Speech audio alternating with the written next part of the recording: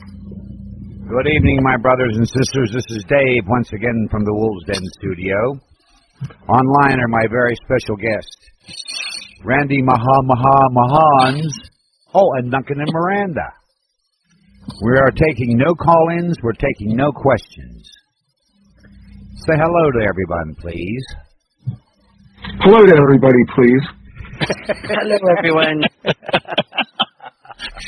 Just don't ask me to say goodnight, Gracie. You can say that later.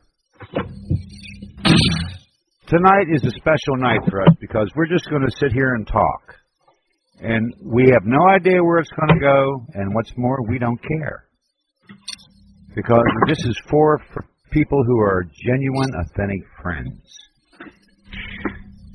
Except when Duncan eats one of Miranda's whoosy-whatses. She's Danish. Wow. Now, the record. Now we lost our family rating. I got to tell you, the look on her face is worth me eating. So. The sheer horror, the sense of utter betrayal. Like, what does this all mean? It's okay, honey. When you come down, I got a dozen just for you. Just for me, huh? And 2 for Duncan. So, not 2 dozens. Two cheese Danish.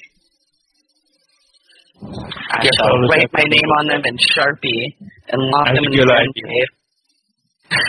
And Miranda, because you're so special, I'll buy you 3. I'll buy you that have cheese and cherry Danish. Ooh. And 1 cheese and blueberry.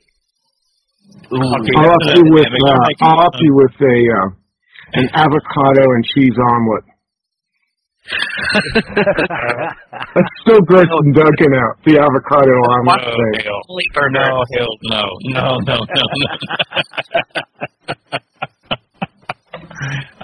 Me no like avocado. Guacamole is his kryptonite. It is sacrilegious to put guacamole on a cheeseburger. And see, you're so wrong about that. It is beautiful and wondrous to put guacamole on a cheeseburger. Yeah. Okay, so having moved past the cooking section of our show tonight, we're discussing. we're now going to go into the woo-woo department. How about Randy? Now that you mention that, what do you see for next year? What do I see for next year? Well, do you want me to be serious about this? Because I'm not feeling very serious well, then tonight. Say what you feel. Who cares? Think of it as 2012 on steroids. Kind of the other side of the ugly picture.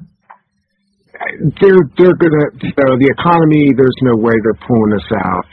That's thing one.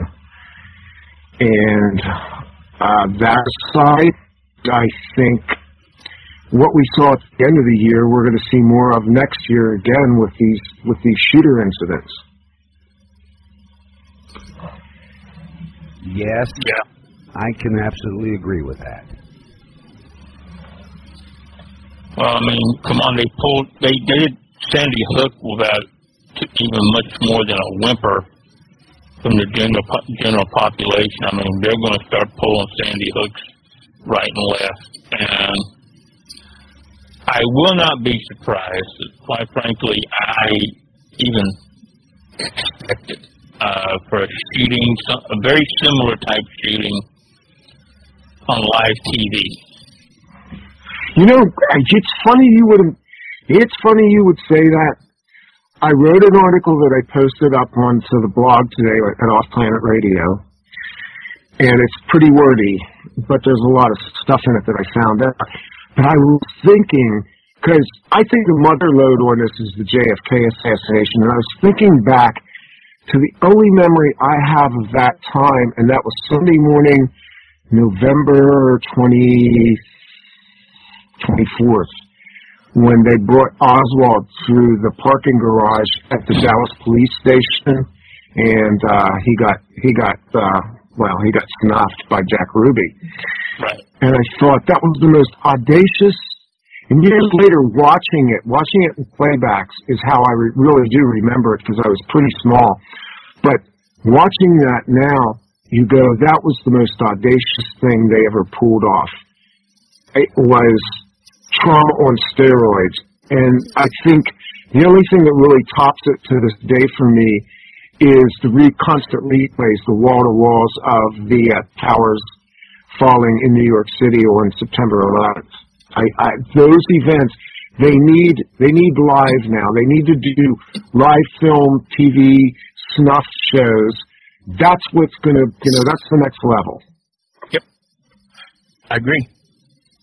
You snuff a little kid on TV live and you show it, you've completely fucked the minds of a whole lot of people.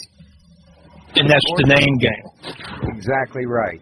And when I take a look at what's happened since Sandy Hook, all these little discrepancies, for lack of a better term, like mainstream media reports, this rifle was used,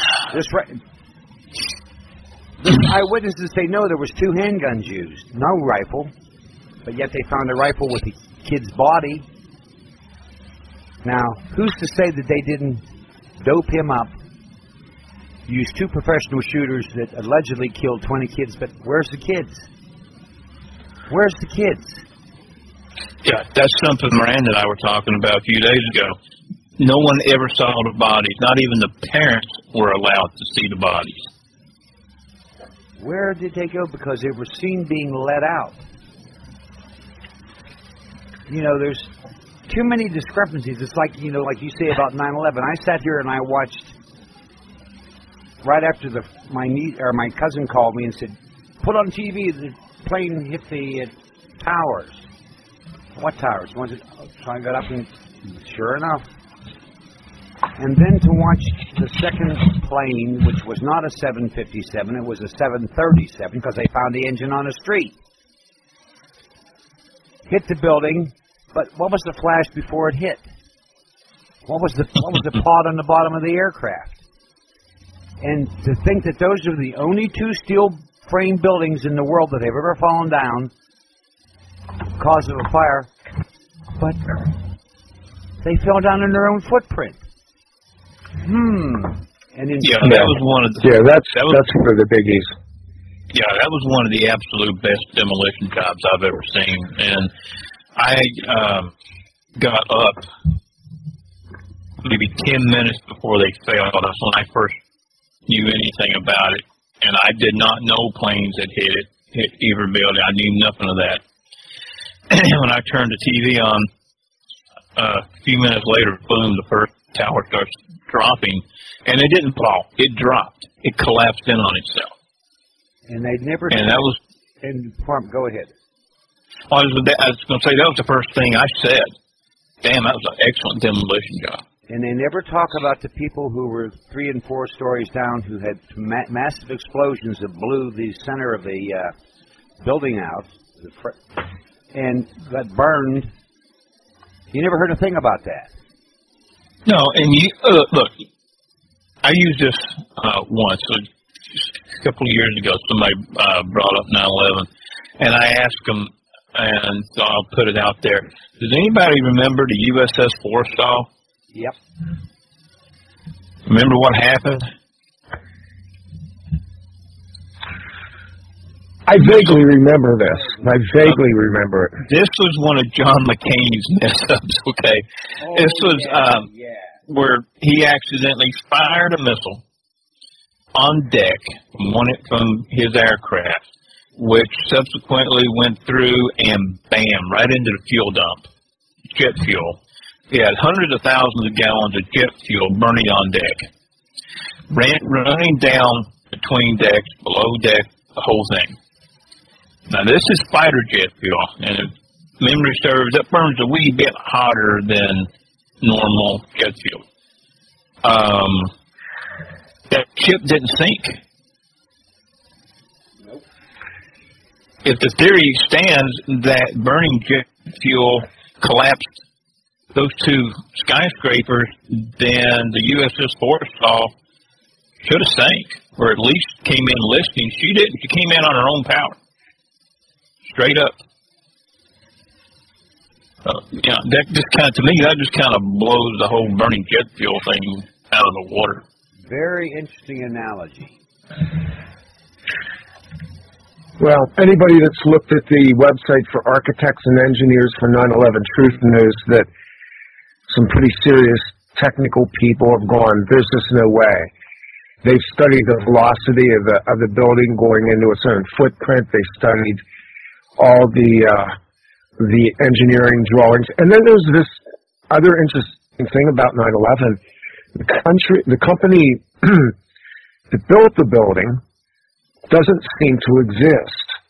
It kind of does, it kind of doesn't. Now, I was in New York off and on I was in New York when they were building it. I was still pretty young. But it strikes me that there would have been a history of the building of the trade centers, but it's pretty murky as to who was actually responsible for building that building, those buildings. And then there was a company from Israel who spent several months without the benefit of the security cameras or guards or anybody else except them, up on those floors where the airplane hit. But who had offices up there? The FBI. And they had a big investigation. They were getting ready to close and arrest people. That all disappeared. Well, the thing to keep in mind, too, is that these guys, and for lack of a better term, let's just call them the bad guys, okay. They love to get as many hits with one bullet as they can. Exactly. They will use one situation, one scenario, to cover as much ground as they can do with it. That's just like after 9/11, what did it do? It galvanized millions of people into going along, with the Gulf War. Gulf I, Gulf II, then on to Afghanistan, and the whole Osama bin Laden, Shira, the whole 9 yards. Now we flipped forward to what happened a few weeks ago in Sandy Hook, Connecticut. They've got people hook, line, and sinker with this thing.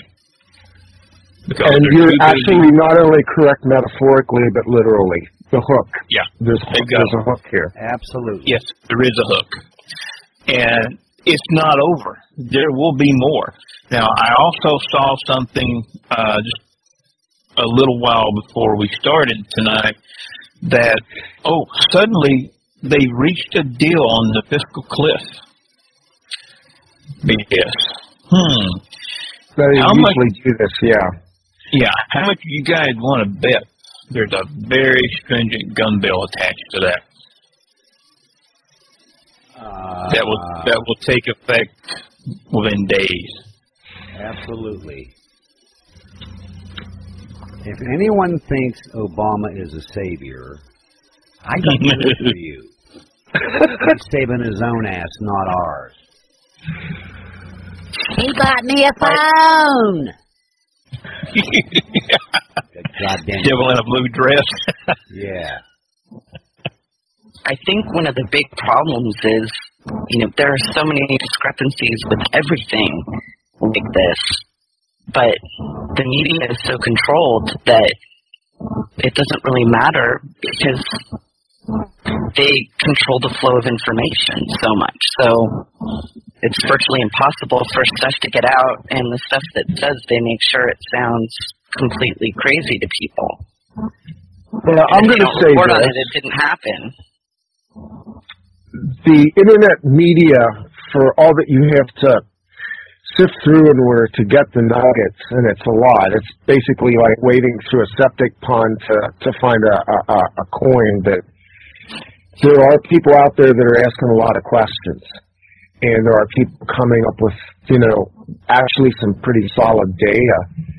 And the stuff that I've gone through, I actually have now done a rectal probe of this entire Sandy Hook thing from a different side that has to do with staging this. And I don't doubt that there was a real shooting there, but there is one hell of a lot of drama going on. Did you guys know about a group called Crisis Actors? I found out a couple of days ago, yeah. Okay, Crisis Actors. Now, the background on this is pretty interesting. I spent a couple of days looking at it. Crisis Actors, it was formed by a theater group out of, guess where, Denver, Colorado, called Vision Box. It is a nonprofit Colorado. It's a project of Colorado Nonprofit Development Center. Crisis Actors, this is a quote off their website, is a project of the Colorado Safety Task Force established by Colorado State Senator Steve King. Steve King is a Republican. He's now in the Colorado State Senate. He was a former police detective.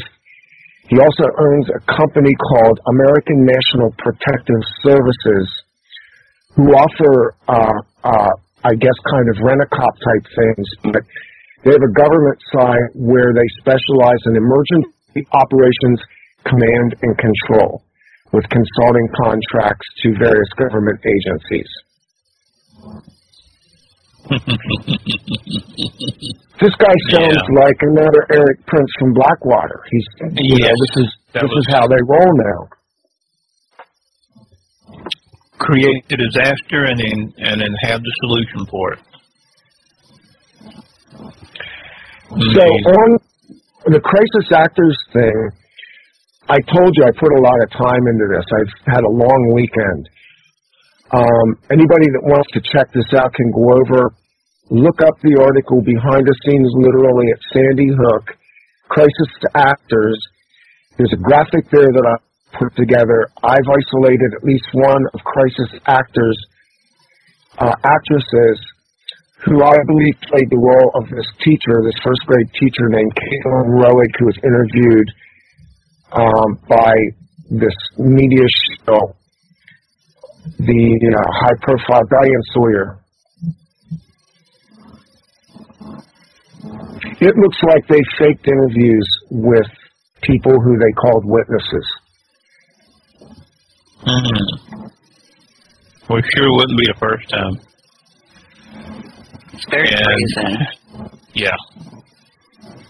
Yeah. But that's the other part of the problem is, so they control the media, which we know, but then even the parts that they can't control, it doesn't matter because what are people going to do about it? That's kind of their attitude is people are too scared to do something about it, or if they try to organize, they have ways to disorganize them. They feel like they can control it even at that level.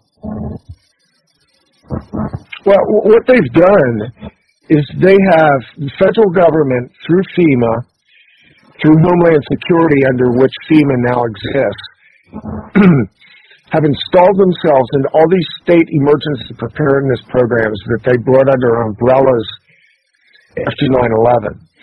They funded it. They basically are running these drills. There was a drill being run in parallel with the events in Sandy Hook, just like you had in Oklahoma. Well, Oklahoma, and also the NORAD detachment that was taken out of airspace on 9/11. In fact, there seem to be parallel events every time we have one of these. There is. And it's amazing how so few people are picking up on this. I mean, these are all... Now, the part that freaks me out the most, and I want to run this by you guys because I've really not talked to anybody about this, is the Batman film, Dark Knight Rises, and the fact that there's a scene where the map reads Sandy Hook, and there's also a sign in the film itself, a lighted neon sign that says Aurora. But Sandy Hook is the only spot on the map that is pointed to. In fact, it's the only visible part of the map in the movie because people have taken the time to do the frame blow-ups, and I actually did it myself just to check it.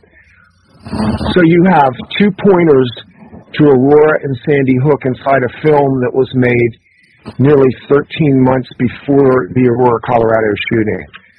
Right. So what the F is up with that? Yeah, that's crazy, sinister. And I've started really, because of that, actually, what you just talked about, I've decided I'm going to start paying attention to production designers. Because I think, I'm sitting there going, how are they getting stuff like this in? And there are so many articles and stories where people have captured different symbols or words or phrases or images or whatever. And, somebody is putting them in there. And I'm just, wondering where the entry point for that is. Is it the production designers? Is it the producers? And I'm starting to think the production designers have to be in on it. So, I don't know. I haven't followed that through yet, but it was just something I was musing over. We've talked about this a little bit, about how intelligence operations are pretty heavily installed into Hollywood. And so I would say more than pretty heavily. I would say they're pretty much weighting it down. My question is this. I mean, I interview a lot of people, and in the last year, I keep thinking it's almost impossible for me to get blown away, but I still wind up getting blown away. We have people that have come on the show and talked about Dreamtime programming, dream warfare, artificial intelligence. Are we really looking at something that, you just can't account for inside of designing a film, but something that's a little bit more supernatural? I totally get what you're saying there. Yeah, I mean, I don't have words for this. Duncan and I have experienced the Dreamtime, dreamscape scenarios and manipulations firsthand, where, it's a lot like the movie Inception, where they have brought us astrally into a created matrix and attempted to change our thinking. One of the most recent ones that they did was they brought me into one where they had created, so I was dreaming, I went astral, they pulled me into their matrix or whatever, their set. It's like a movie set. I don't know if it's 3D or not, or if everybody's astral, but they had somebody there pretending to be Duncan. He was, and somehow they can convince the brain or somehow make it look like the person I'm talking to is somebody else. And in this case, it was Duncan. And then it's difficult when you're in the astral because it's like my higher self side or an alter personality, I'm not sure. But anyway, I remember saying to the guy, you're very nice, but you're not Duncan. And they've done that several times with us. And I know they do it to other people as well. I mean, the agendas may be different, and they may have a way to blanket, a lot of people at once, but they've done that to us before, and it's quite sophisticated.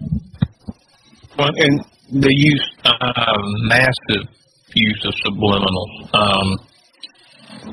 which the government has readily admitted to that different companies have used for decades, and with digital TV, digital radio, satellite radio, etc. It's just it's even, the applications are even more fine-tuned, and of course you're not going to get the government to admit that they do it, that they use it, but they admit that other companies use it. They can basically put full pages of subliminal in TV shows and movie screens that the naked eye will not catch, but your subconscious will catch it. And it can be used to alter your perception, it's kind of like manipulate your decision process. Yeah, thank you. About things.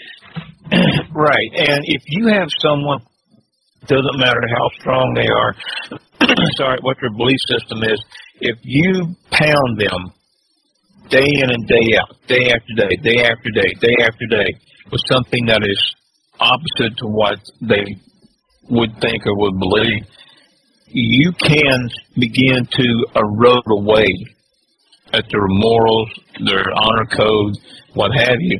So if every time people turn on a TV, they watch a show, they watch a movie, etc., they're being eroded. They're being eroded. Mhm. Yeah, and like from my experience, they can't go straight in and change you from, opinion A to opinion B. If you have very strong beliefs one way or the other, but they can certainly, like Duncan said, over time do that, and they can put ideas in your head. They can have conversations with you. They can make you anxious about something that you weren't anxious about before. They can indoctrinate you, basically. And when you are astral, and I know there's a difference between them pulling you out and bringing you into a matrix and doing that versus just what they beam to you during your sleeping time. But they can do it. They can do either of those things. And when people are astral or asleep, the defenses and barriers are down that normally protect people, and they're incredibly vulnerable at that point in time, which, of course, they love. Think about this for a minute. Chris Nolan, who directed all three of the Batman movies, also produced Inception. Now, anybody, you saw Inception, that movie is flippin' surreal. It is the closest thing to hallucinogenic I've seen on a movie screen since probably, I guess they made a movie called The Trip back in the 60s. But the thing about Inception is it's got so much distortion of reality space-time that literally watching the movie is very much a hypnotic process. You know what's really weird, Randy? Let me just jump in here, but for me, when I watched Inception, it was totally normal to me, and I understood it completely. It wasn't weird, it wasn't hypnotic, I totally got everything, and everybody's like, oh, it's so weird, and yeah, no, for me, I'm like, oh, yeah, okay, yeah, that's pretty much what happened. It was that, so that was weird in and of itself, but anyway, go on. Well, and that's exactly my point. That's what Nolan was showing in that movie. That wasn't a movie about things in a sci-fi realm. That movie was a complete full-on confessional about what they actually are able to do. Yes. I mean, that's the way I viewed it. Yeah, it was surreal. I haven't had, your experiences in back with Duncan and Miranda, but I'm willing to accept the fact that that thing occurs, but for the average person, that was a sci-fi movie. For people like us who know, that movie was dead-on reality of what they actually can do. Yeah, absolutely. Yeah. No, I have not seen the whole that firsthand. Yep, we have. Like, when I'm in it, though, I can't remember exactly the terms that they use, but from my perspective, being the person that they're doing this to, I don't see the architect or the creator or the astral set builder or whatever. What I see, I come into a scenario with people who want to get something from me or get knowledge from me, who are basically acting out as they're actors, and they're pretending like there's something that they're not.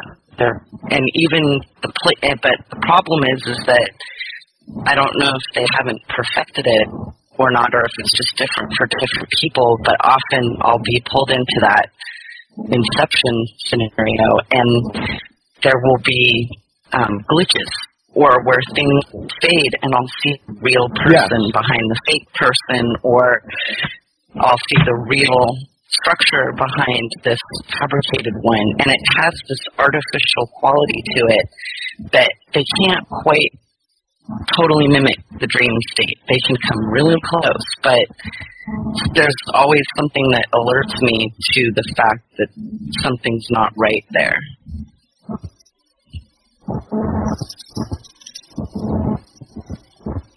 But I don't know how many people they're doing that to. You know, I don't know what the scale is for that. I imagine it's pretty massive, though.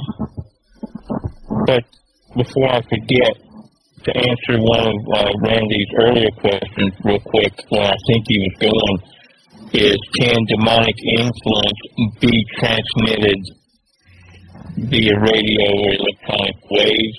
Short answer, yes. They can.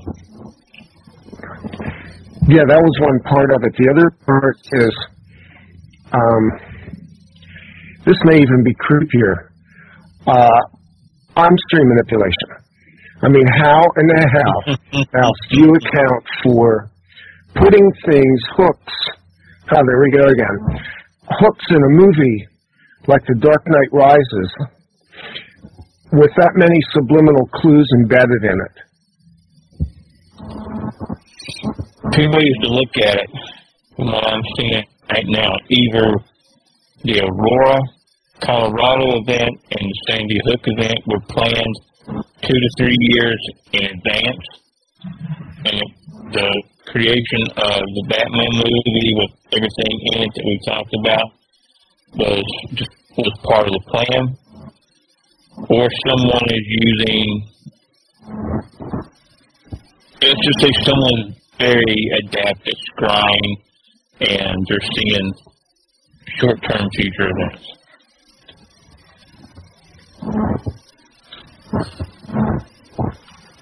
And which one it is, I don't know. I do know, though, for a fact that they plan these events sometimes decades ahead. They very seldom do something just off the cuff. They plan. And they have backup plans, too. Oh, yeah. I'm trying to conceive of what it takes to script something as massive as, and you got to remember, too, that what we had in the week of December 14th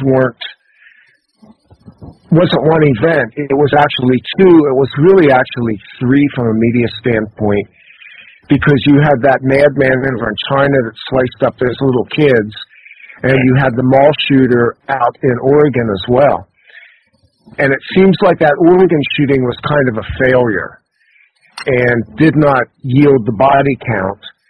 The thing in China, I don't know how directly related it is. It may have that may actually be a coincidence or synchronicity, but, you know, they all popped up on radar real close. But it seems like we were kind of in this vein where this particular thing was open to happening.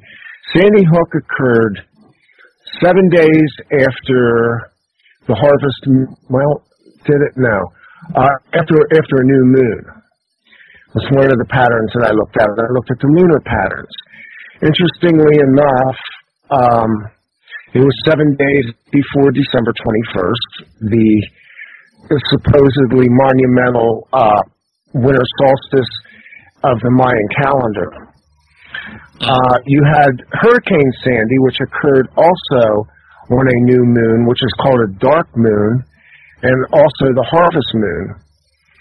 And that that was just seemed like that storm just felt wrong to me. See, I kind of run on the threads of little meetings here. I mean, we have Hurricane Sandy. Hurricane Sandy takes out Sandy Hook in New Jersey, and then we have Sandy Hook pop up again in terms of this Connecticut shooting. So, you know, is that just coincidence too? Is that just, you know, all something that I don't know? Or no, was there... That's a little much for coincidence.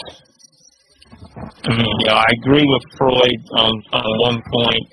Sometimes a cigar is just a cigar. But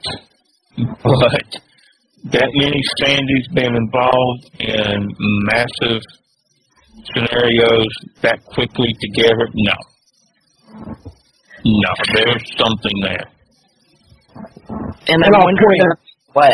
Well, go ahead, Miranda. I was just going to say, you know, I've wondered what the significance of the word Sandy showing up and everything recently is, and I'm not sure, but I do feel like one of the things it might be is some kind of created new trigger word that has a very traumatic effect in people, because the things that happened are very traumatic. Now every parent who has a child in school is going to have a much higher level of stress all the time when their kids are in school now. Like the amount of trauma that this caused and will continue to cause is huge. So I'm just, you know, it just seems like there's just so much trauma there on such a large scale, and I haven't made the connection, but I feel like that has something to do with why the repetition of the same word. Yeah, you hit it right there, honey. With so much,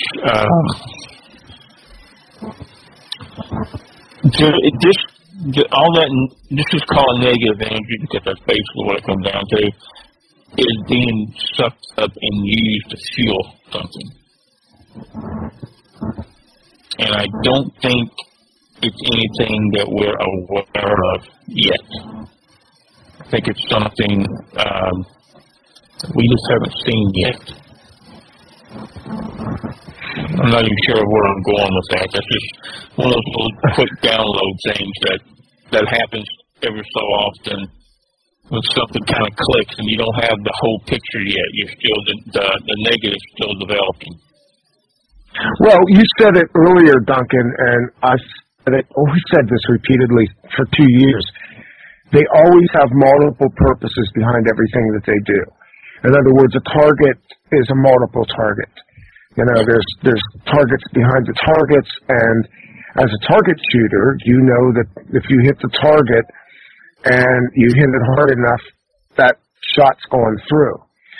So they have multiple targets, multiple purposes for doing these things, multiple agendas.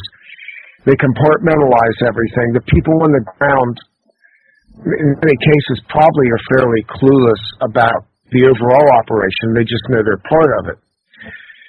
And we're using actors now to elaborately, with great precision, stage mass trauma events. I mean, if you just look at this crisis actors website, I think this is like totally creepy. First off, the actors, let's face it, in a good year, an average actor is not working 6 months out of the year. I know this. I have a family member that's an actor. So you've got a big pool of talent there to tap into, and they've dressed it up as doing these rehearsals. They're actually going into malls, using the existing security systems and custom designing all of the shots through the mall security system in order to stage filming a so-called rehearsal of let's say a shooting. Mm-hmm. For what purpose are they doing this professionally? I understand a drill, but the drill has gone now beyond anything that we can imagine, because we're basically using all the technology of filmmaking to stage something, and there has to be a reason why they've gone to that level of precision to do that. It certainly blends the line between reality and fiction, doesn't it? Oh, it totally blends. Reality TV started a few years ago, and it just keeps getting blurrier, and I wonder if they might be more obvious about it rather than hidden, just sort of, I don't know, I could actually see that happening, the amount of arrogance they have. I just had a thought real quick, darling, and I'll say this before I take 2 minutes and go wee-wee. It's also, by putting it right out there, in the public, in your face, it's a damn good way to test the entire public. Just to see exactly how programs are progressing, how successful specific programs are, how they need to change things. And it looks to me like with everything that's happened since Oklahoma all the way to the Connecticut shooting, it looks like it's progressing pretty good. Okay, what about symbolic meaning of all this? Like, we've talked a lot before about how they often release the truth in fiction, like in movies. They tell us what's really going on in movies. Is there any connection? Okay. I'll be right back. Is there any connection to these drills that are being done? Is there any symbolic connections where by doing the drill, it somehow satisfies their obligations for informing people? I'm just kind of disclosing. Yeah. I think so. I think the symbolism that I found so far runs a lot along the lines of the astrology. Bear in mind, too, the Batman Aurora shooting occurred 7 days before the opening ceremony of the London Olympics. Don't forget that they like blood. They like blood sacrifice. They like a ritual. The Batman film itself and the Batman scene related to the Aurora, Colorado shooting had loads of symbolism in it. Now, I'm not finding that vein as much with Sandy Hook, but there is symbolism in Sandy Hook. Even the use of the word hook itself kind of, I mean, you know me, I go pretty deep behind and dig out words, and that's sometimes gets kind of obsessive.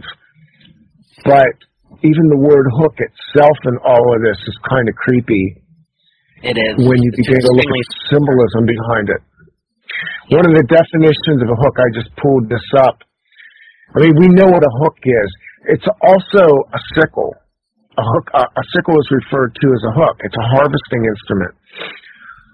It is also definitionally, is that a word, a means, quote, a means of catching or ensnaring. It is a trap. The path of Hurricane Sandy as it came up out of the Atlantic into where it landed on the East Coast, I have a picture on my website that basically shows it as a hook coming out of the Atlantic and going right inland. I mean, if they can drive storms, you know, pretty much you're a god at that point. Can we just agree on that if you're able to navigate storms, and I've believed they could do that for almost 10 years. I mean, I started looking at HARP and the satellite arrays and things like that. And, I mean, even Nick Baggage has said that, yeah, he thinks they have the technology to do that. I thought that with Katrina as well. You know, look at the disastrous events that we have. We have them constantly now. I mean, we've had the tsunami in Japan that basically has now dumped radiation all over the planet. We had the Haiti earthquake. We had several other small earthquakes around that same period of time. I think one was in Peru. we have all these events, and when you start to map them out, there's so many dimensions to the way you can lay them out, because you can put them on a timeline, you can look at them astrologically, you can map ley lines, you can look at patterns. Logistically, there's just a whole ton of things that you have to analyze, and quite honestly, I'm not the best analyst in the world for some of that stuff either. There's just a lot of different people working a lot of different angles. But I agree with you, there's symbolism in all of this. Yeah, one of the things that comes to my mind when I think of this hook symbolism is when you're fishing, you catch a fish, you set the hook to make sure that it goes in enough that the fish can't get away, where it's really in there. You set the hook, and then you reel the fish in. And I'm like, okay, so are we at the point where they've hooked the fish and set the hook, and that means something really big is coming next? Where they feel like with all their disinformation, all their evil plotting and plans and everything, where they've gotten to the point where they feel like everybody is at an acceptable level of control and brainwashing. I don't know. I wonder. There's something very creepy about that. It's to me like every time, I like your analogy of setting the hook. It seems like every time they do something, they're setting a bigger hook. Yeah. And I agree. I agree with that analogy, honey. It does seem to me that they're trying to reel people in. I mean, okay, we've all, the three of us, and Dave too, we've talked about a lot of stuff that the two of us are involved in and are going to be involved in the near future, et cetera, et cetera. That's part of it. But what's going on with the stuff that we're talking about right now isn't part of that. This is part of the build-up to that. And I think that's more important right now in the near future than anything that we're supposed to be dealing with. I agree with you. There is something much, much bigger that's coming down the pike very soon. And what has me worried, and I think I brought this up in that paper I put out a couple of days ago that really pissed a few people off. Remember, yeah, it did. It pissed a lot of people off. Remember how over the past few years, all these people have been talking about seeing the foreign troops coming in and doing the joint exercises with U.S. troops on U.S. soil. And a lot of people were really up in arms about that. How can you let Russian troops in here, Chinese troops, et cetera, et cetera? Nobody's ever seen them leave. There's photographs out there of them coming in, getting off the plane, and, with the restaurants and stuff around the bases, of them being in there and whatnot. Nobody has ever talked about or seen or has evidence of them leaving. I don't think they've ever left. They haven't. And I think that ties right in with, the questionnaire that they were giving the new military recruits and even the old recruits a few years ago.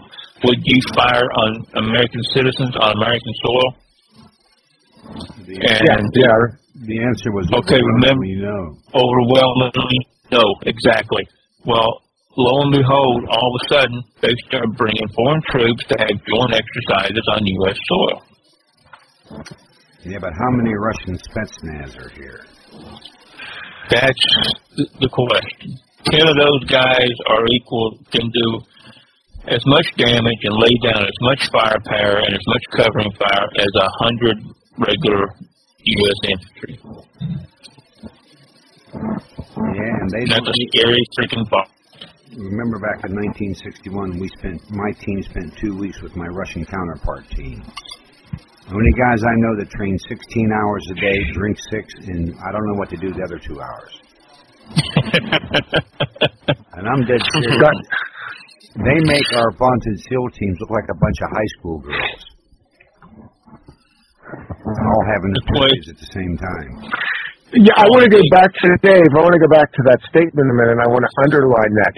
Your Russian counterparts in 1961 during the Cold War, right? Right.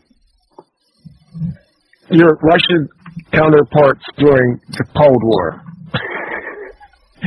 People need to know the Cold War was a ruse. I mean, that was actually global theater then. It was beautiful. They had us little kids climbing under our desks like, yeah, that's going to save your ass if they drop a bomb on us. That'll do real well. It was terrifying. I was extremely traumatized by this. This could involve my past too, but every time I heard a helicopter, I would just want to throw up. I was so scared. See?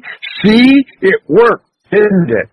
And remember when Sting came out with that song, I Hope the Russians Love Their Children Too? Children Too, I was totally into it. I'm like, I hope the Russians love their children too. I'd start crying. I was so emotional and scared. I was so scared. They just... Go ahead. Go ahead. No, you. No. Go ahead. No, age before beauty. Oh. I got you back on that one. Yeah, you did. Finally. But I still owe you for the yellow snake.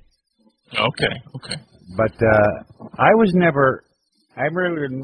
never gave it a second thought when I was in high school because I had already been through Mark Alter training.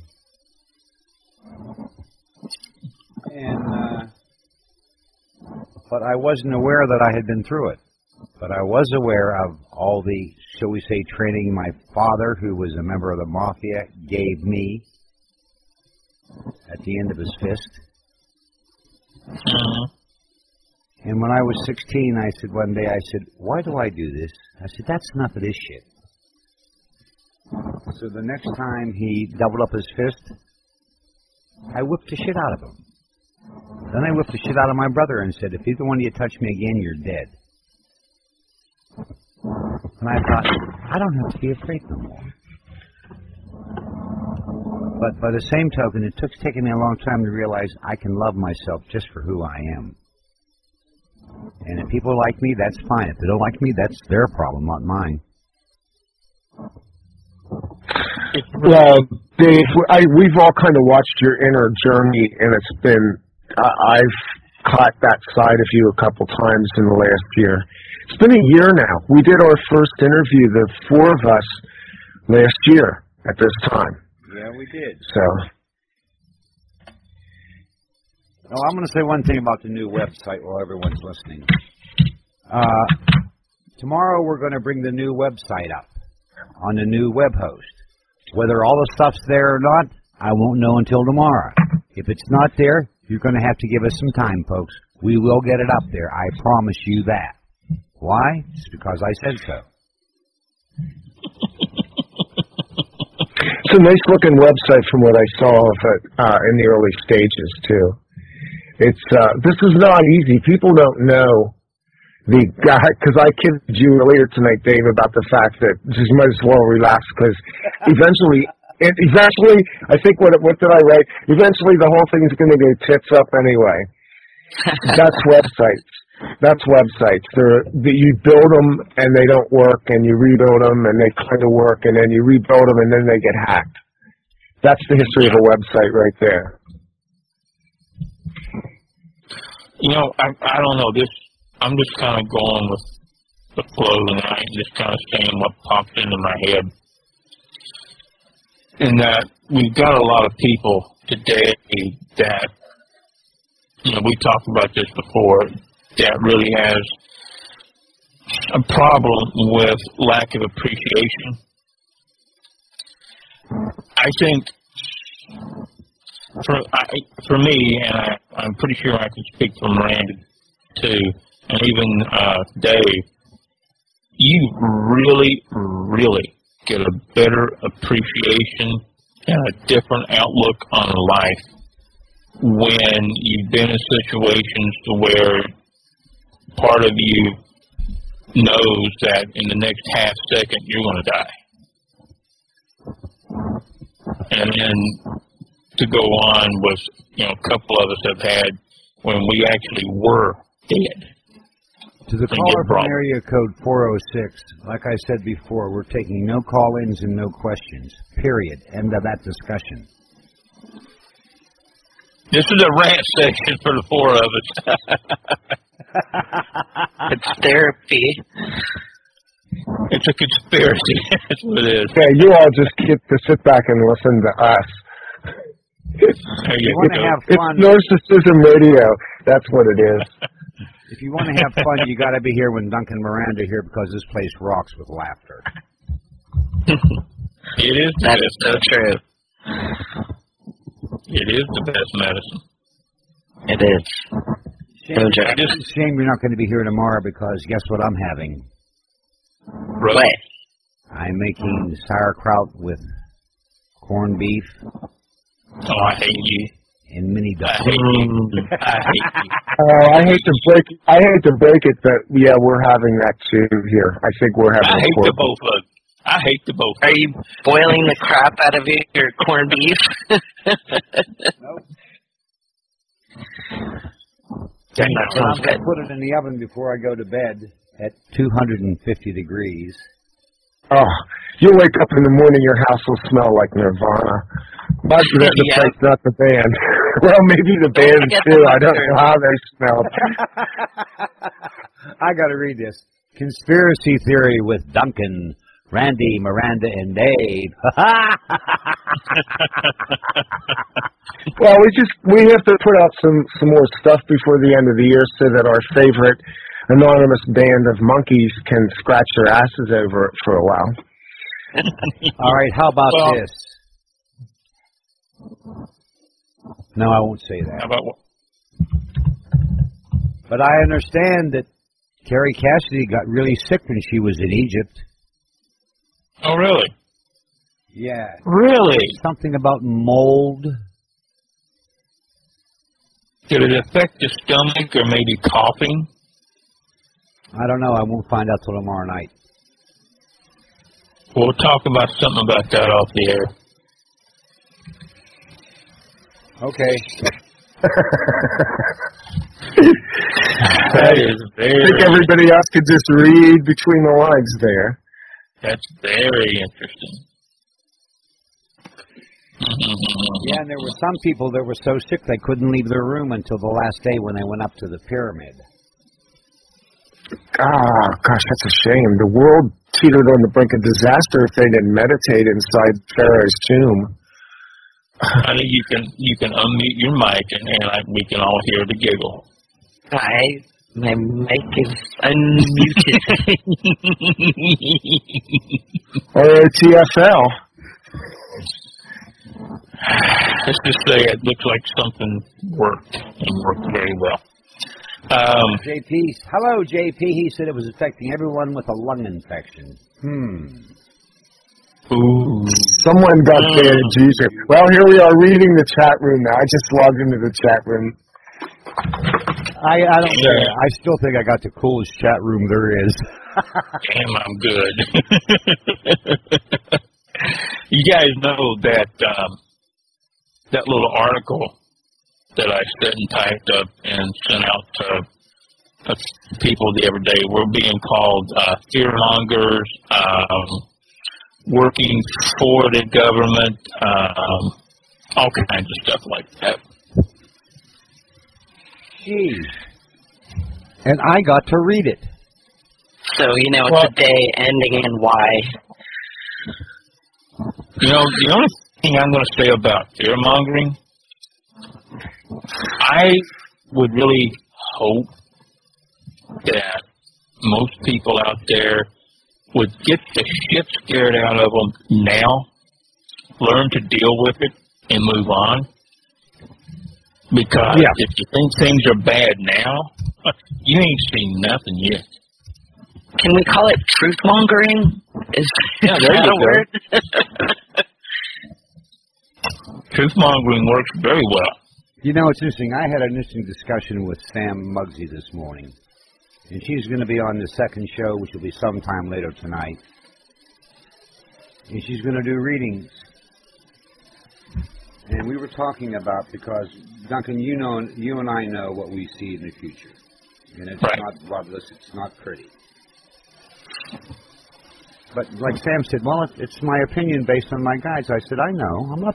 I don't fault anybody, nor do I censor anybody. Unless you're a PITA with a pain in the ass in my chat room, then I simply ban your ass.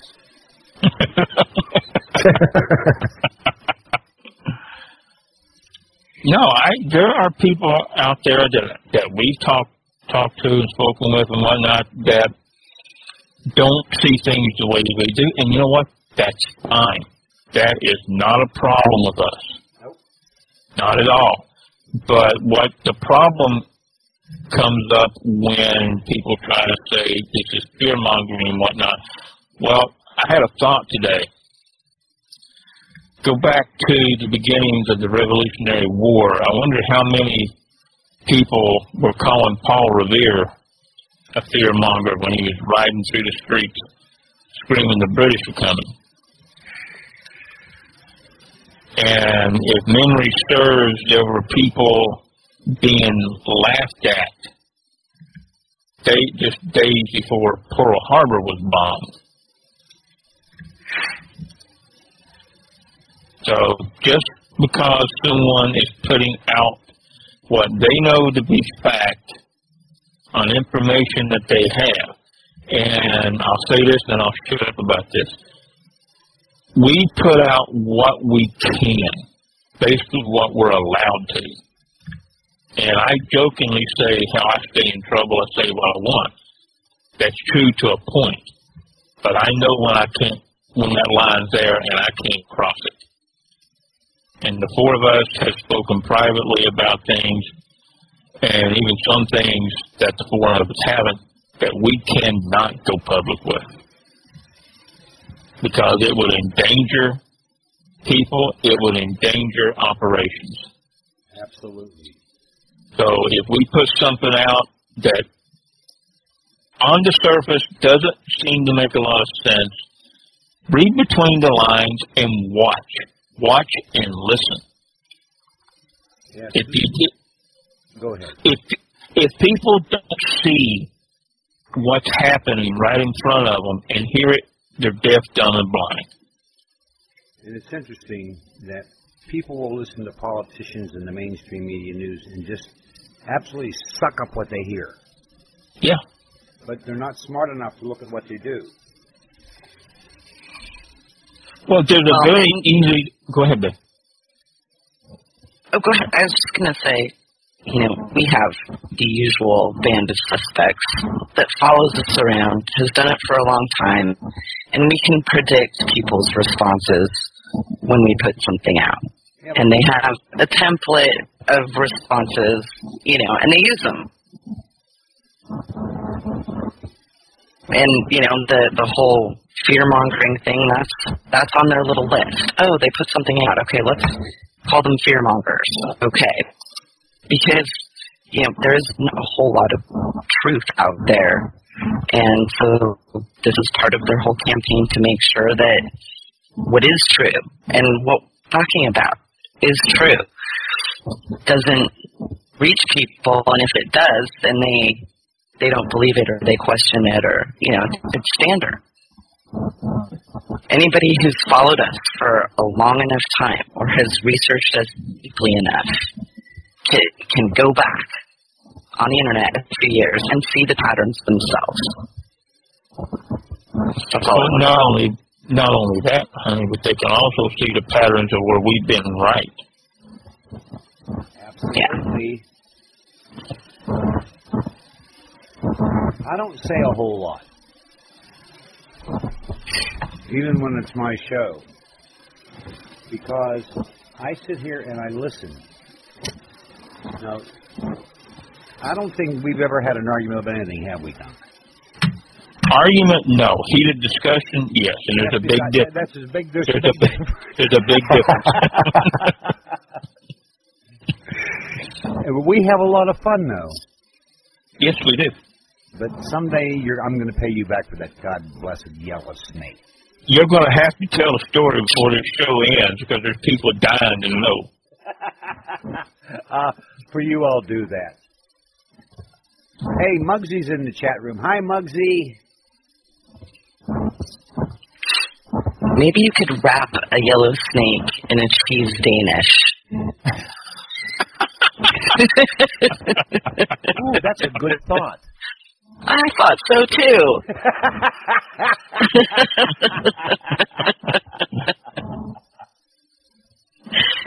Yeah, see, folks, we're not going to tell you something you want to hear. We're going to talk about things you may not want to hear about. You may not even want to know about. Oh. And you know what? Too bad. Well, wrap the yellow snake in a cheese Danish and cover it in guacamole, and you've got all of our issues right there. That doesn't even sound good to me. If it's got guacamole on it, I'm not touching it anyway. We know how to keep them out of the cheese Danish, don't we, Miranda? Yes, I will smear guacamole all over all the cheese Danishes. Yeah. Thing is, people need to understand, she will. If you don't, I will. I don't know. That's a waste of some pretty good guacamole, so... 804 area code, you're going to be declined. I'm sorry. Because we're not taking any phone calls tonight. Oh, we're just running Muggsy it wants to call. go. No, I'm sorry, Muggsy. Not tonight. Not right now. Later, yes. Chat room's pretty lively tonight. Happy New Year's, guys. Yeah. A little early.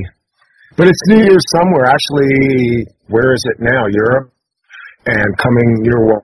13. Wow, 2013. You know, oh, God, they love the numbers. 13's got to rock.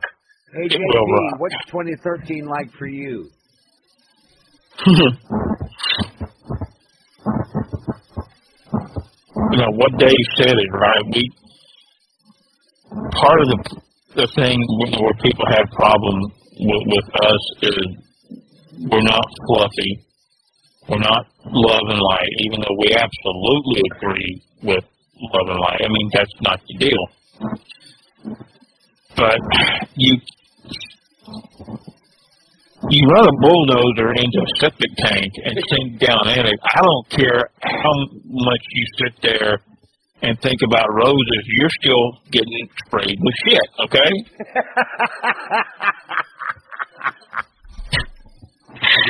The best analogies. Fertilizer humor. I love it.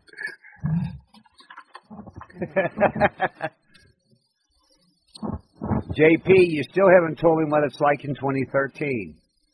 Probably says it's cold. Well, 610 area. I'm not taking any calls. That's all there is to it. Damn. You've gotten more calls than I've gotten in the last 6 months of shows. I don't. What few callers I get, I either ignore them or hang up on them. It's like, or insult them, or get into an argument with them. You wonder why my show has 400 listeners? That's why. Pathetic and damn proud of it. And what's interesting with the new site going up tomorrow, none of these shows are going to be posted until probably Wednesday. But I'm oh God, Dave, how can you take the downtime? It's going to be killing you. Was I kidding with some of the guys the other night on the Wolf Spirit switchboard, and I said, yeah, Dave will have the show uploaded 5 minutes before it's over. Dave, that show will be up in 10 minutes. And I go, Dave, it takes me days to put shows up. I put them up just as they're recorded. I don't care. Because when I play the break music, that gives everyone else a time to take a break, too. If people want to hear the show, let them listen to the live show. Other than that, I just put the archives up when I have time to do it. I don't give a shit. Well, there's a roadmap to success in radio, eh? I got to put this out there.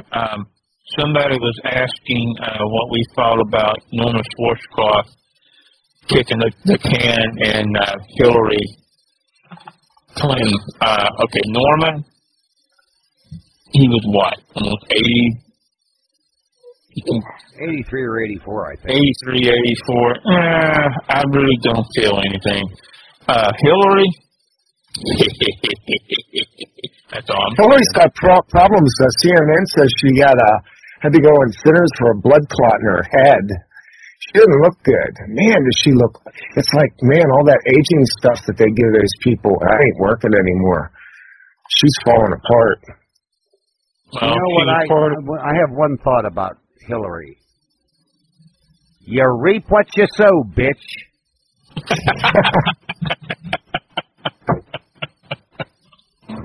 Oh, more than you know.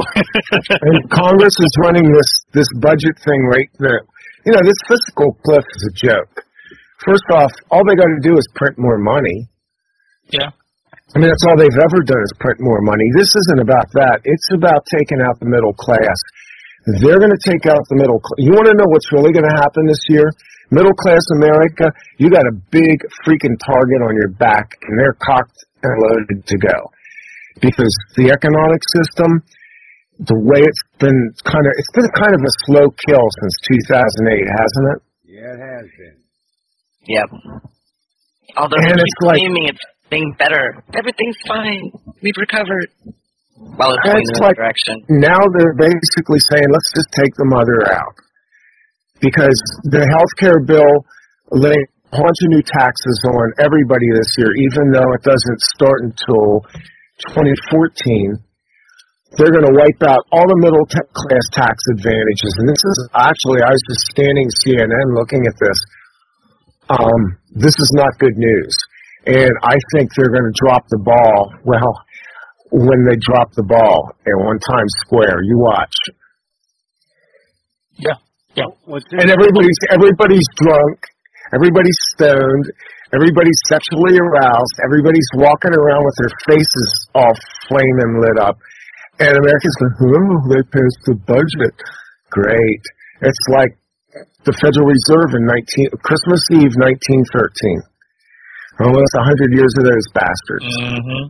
And remember, And that was Christmas. They do this shit at holidays for a person because nobody's watching, and it's a good time to go in for a kill shot. Oh, Randy, there are things in that health care bill that nobody has a clue about. There are things in there that will take effect probably gradually over 6 to 9 months.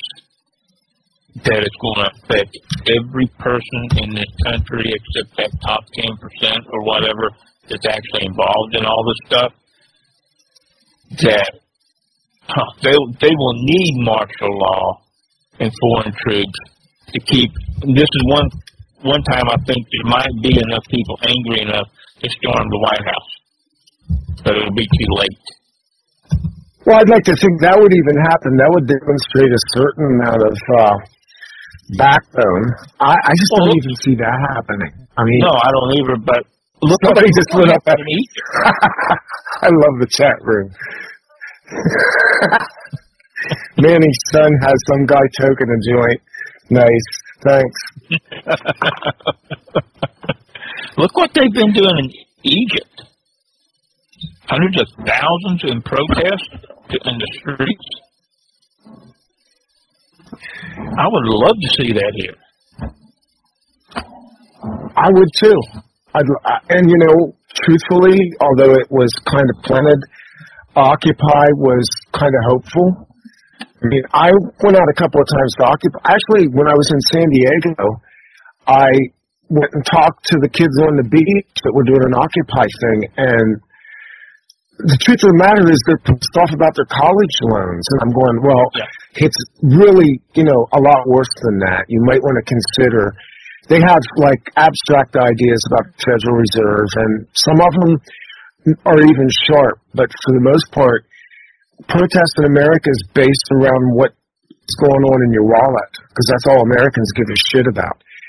And that mindset is the reason why they can pull off all these psyops, because the money that they're sucking out of our veins is used to finance all the black ops that are used then against people like you guys and the populace.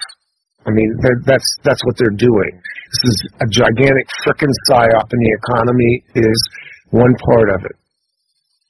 Well, and don't forget, they've got their whole little agent provocateur gangs that they send out to these protests. So even if people do protest in the streets, they're sending those groups out, so they feel like they have that under control too, even if people did get really upset and hit the streets. You know what I can actually see happening? I can actually see the market actually booming up very short term. Sure. Even if it's being propped up or fake, false numbers, doesn't matter. I can actually see the market shooting way up there, very, very short term, to give a lot of people, again, that false sense of security, and they push their money into the market again. Now all of a sudden, bam, it's gone. Well, you've seen that for a while. I've seen that. I've seen that for a long time. Because we've talked about that for years. We've been talking about that particular event for 4 years. Right, where there's going to be a seeming crash and then a recovery, and everybody's going to be relieved, and then the real one hits. Right. That big sigh of relief, world news, U.S. economy, massive recovery, the United States, the comeback kid, et cetera, and then all of a sudden, bam, gone. Nothing left, nothing there. And we got the Dust Bowl all over again. I had seen in the chat room earlier, somebody posted it, and it went right by. They were talking about the Delphi method. Well, that's what this is. The Delphi method is also the Hegelian dialectic. So they constantly play off the contrast. Good economy, bad economy, and then what comes in the middle is somebody looks like they're, a savior. And Obama hasn't done shit the whole time he's been in office. There's no notches on this guy's belt. He needs a major hit. He only got elected because he sucked less than Romney, and because the Republicans really don't want the White House right now. Even the Democrats don't really want it because it's the front man for this driving the car off the cliff thing. Yeah, you're right. Absolutely right. I mean, how else would you explain the Republicans putting out two of the most bland candidates in the history of politics? I mean, you had McCain, and then you had Romney. And at least Romney had a little bit of testosterone going, but he was bored, and he was a corporate figurehead bullshitter, and those people saw through his act. I mean, Obama walked into this election. Was it rigged? Probably. I assume all elections are rigged, so it doesn't really matter, does it? Well, all the elections are rigged, but they have to play the game. Right. And the game is, for us, it's tremendous amusement. I mean, it can be rather funny. And this was one of the most amusing elections I've ever seen. Well, it's proof the old maxim that politics is show business for ugly people. I'll say that.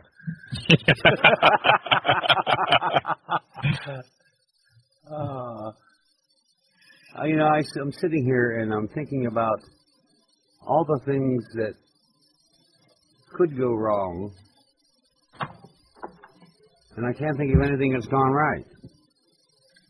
Oh, I can. A lot of things have gone right. I'll tell you the first thing that went right. We're sitting here tonight, a year after the first time I ever had a conversation with the three of you together. And I look back on this year, and it's been an amazing year. It's been a roller coaster ride. I mean, it'll be next month a year that I've been doing this show on Little Spirit Radio. And the people that I've had the chance to talk to, it's incredible. And the people, Dave, that you have around you, the people in the chat rooms, the listeners, these are incredible people. They're amazing people, and we don't always get along, but they're still amazing people. So, I mean, I do spend time being thankful. I'm going to say one more thing because I know I want to yield here to Duncan. I had the most amazing weekend I've ever had in a way I can't quite describe in May when Duncan and Miranda were here and we did the training, survival training thing here in Harrisburg. And the people who came to that and the things that went on that weekend were beyond amazing. And those are memories that I have from this year that tell me, yeah, you know what, for everything that maybe went wrong, a bunch of stuff did go right, and that was a big one. I feel the same way about the little seminar I was blessed to take part in October in Las Vegas. And the one next month, the 19th and 20th of January is going to be even more fantastic. I gotta say, and I know Miranda will concur, that weekend up there with you guys was one of the best 3 days we've ever spent. That was an awesome weekend, wasn't it? It was life-changing. It really was. That was such a special time, all of it. And I think I live like this all the time. I don't know if Sebastian thinks the same, but... Oh, you know he does. You know he loved every minute of being flung on the floor like that. I swear I didn't mean to do what I did. Oh, please, Duncan, blast me again. Blast me again. Throw me across the room. After the Pennsylvania gig, but I don't do things to the forehead anymore. I do it to the shoulder. And even freaking then, it wound up causing problems. So, we got to figure something out. You still loved it. And no, you don't know your own strength all the time. But he loved it. I got to make another quick run to the... Don't eat 4 hot dogs, guys. Just don't eat 4 hot dogs. The only thing I was going to say real quick before I take a 2-minute break here and then be right back to the people in the chat room. It's New Year's Eve, people. What the hell are you doing here?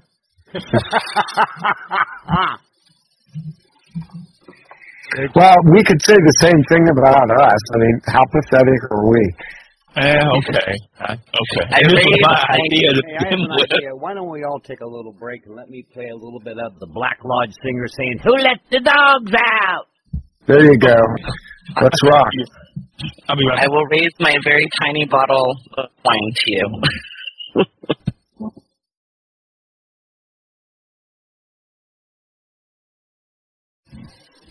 I'm sorry, folks. We was talking, and I forgot to check the little thing up here, and we got some silence, which I may edit out. Then again, I may not. We're back. Lighter, eyes wide again, and all that other stuff. What happened? Oh, they took Randy off the air. Really? Mm-hmm. Let me see what time he left. 27:07. Oh, my. Hi. Hi. I just got back. You have another cheese Danish? No, sadly, no cheese Danishes in the household at the moment, but perhaps that's for the best. Randy's on showing up online. Just punch him back in. I can do that. That should do it. Bring him back. I'm not going to let him fly this easy.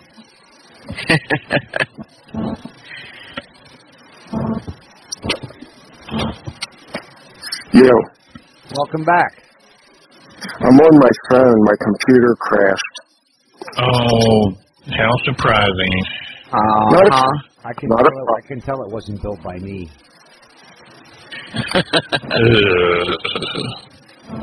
By the way, how's your laptop running, Miranda? I was just going to say, it's running like a dream, and when I come to see you again, I will be bringing another laptop and an external hard drive. We can do for you to that. fix. We're going to take the kids up?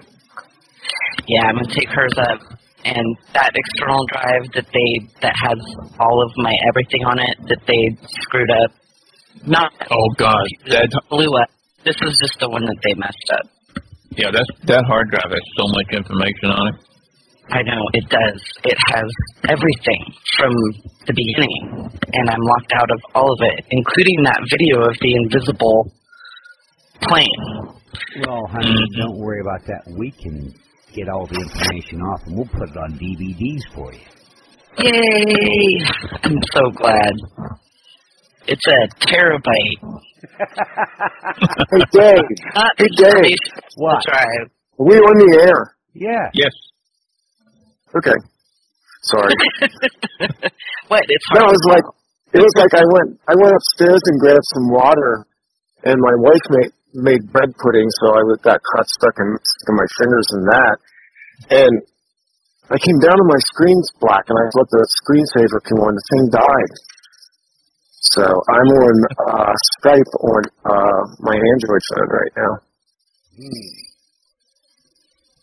You have Whatever one of works. those phones you can do everything from. More or less, yeah. Me, I like a phone to do one thing. Make phone calls. I don't like to text. Well, Yet I have people that want it. All they want to do is text. It's so impersonal. But it you can mean be like so quick you mean and like easy. on Skype? I don't have a smartphone. I have a moderately intelligent phone. All of a sudden, when you do it on a phone, it's offensive. Yeah, you have to think. Actually, I can't text. Yay for Android backups. That's what I have external hard drives for. And DVDs. I need to talk to you sometime about hard drive recovery. If you know anything about that, I've got serious hard drive recovery. Oh, you had to ask that question, didn't you? I just happen to have the Oh, software God. here to do that with.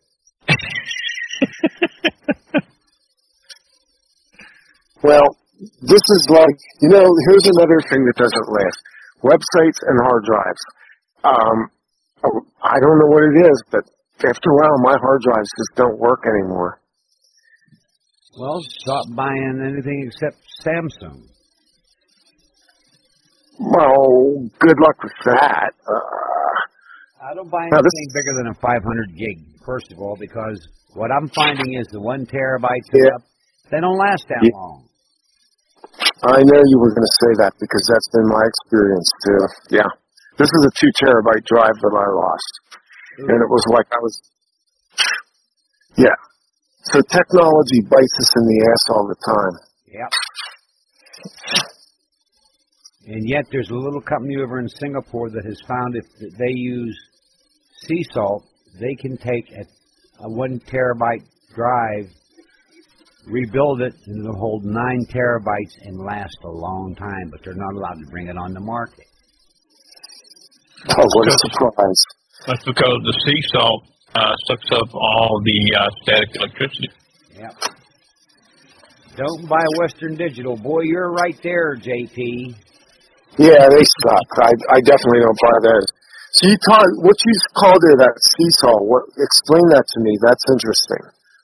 They found a way that they can take sea salt. When they build like a 1 terabyte drive, it'll suddenly hold 9 terabytes of information. Do you remember back in the day when we used modems? And back in the day, what was it? The 14.4K Yep. 14 fax star. modem. Yep. Well, the 14K fax modems all had one thing in common. They were all fax modems, but they weren't all enabled. So they took the same modem, they activated a firmware switch, and put them on the market side by side. Same card, 1 bit of data difference, and they made more money off of it. Yep. Now, that's how technology works. Oh, you got all of them. But what you just discussed there is actually increased capacity due to what is happening there that is increasing the capacity? I'm not sure because I've done some research on it and I can't find a whole lot of information out of it. Well, there's a surprise too. See, it's like alternative energy. It's like why alternative energy products never make it to market, because they're bought up and suppressed or tied up in the patents. Yeah, it's like when Henry Ford brought out the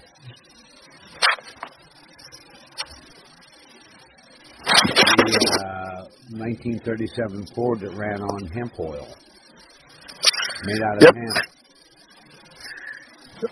And he was told by not only the oil companies, but the federal government and the steel companies that he was not to bring that car on the market. Let's see, that would have been Standard Oil, and that would have been one of the Bushes. Wouldn't have been Prescott. It would have been probably Prescott Bush's father. He started Standard Oil.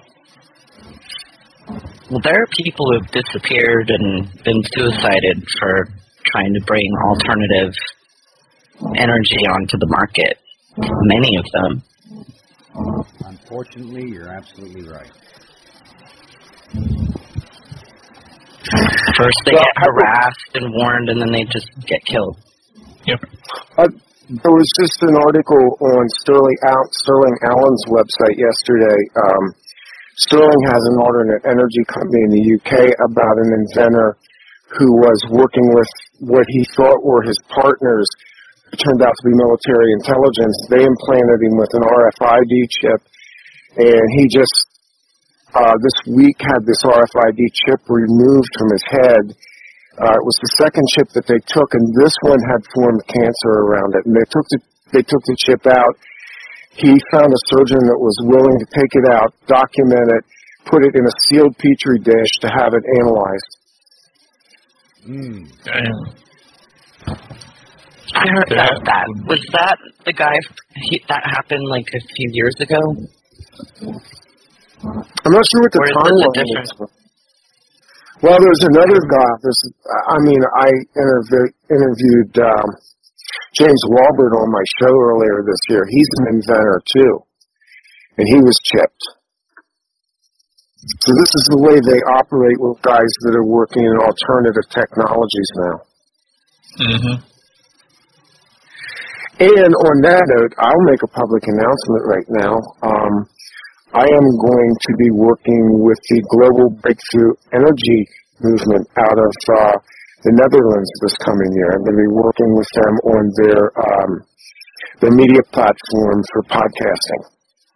Cool.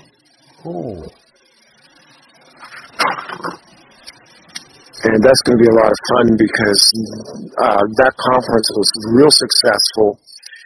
And there's people, I've definitely pulled together a lot of talent to really push alternative energy to the forefront. I think they're going to do another conference.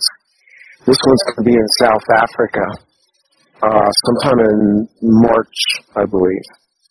So, I mean, you know, we talk about all the dark stuff, but that doesn't mean we don't stop. That doesn't mean we stop pushing for the things like alternative energy and technologies that empower people. And that's what you were doing at your training, Duncan. I mean, that was a technology.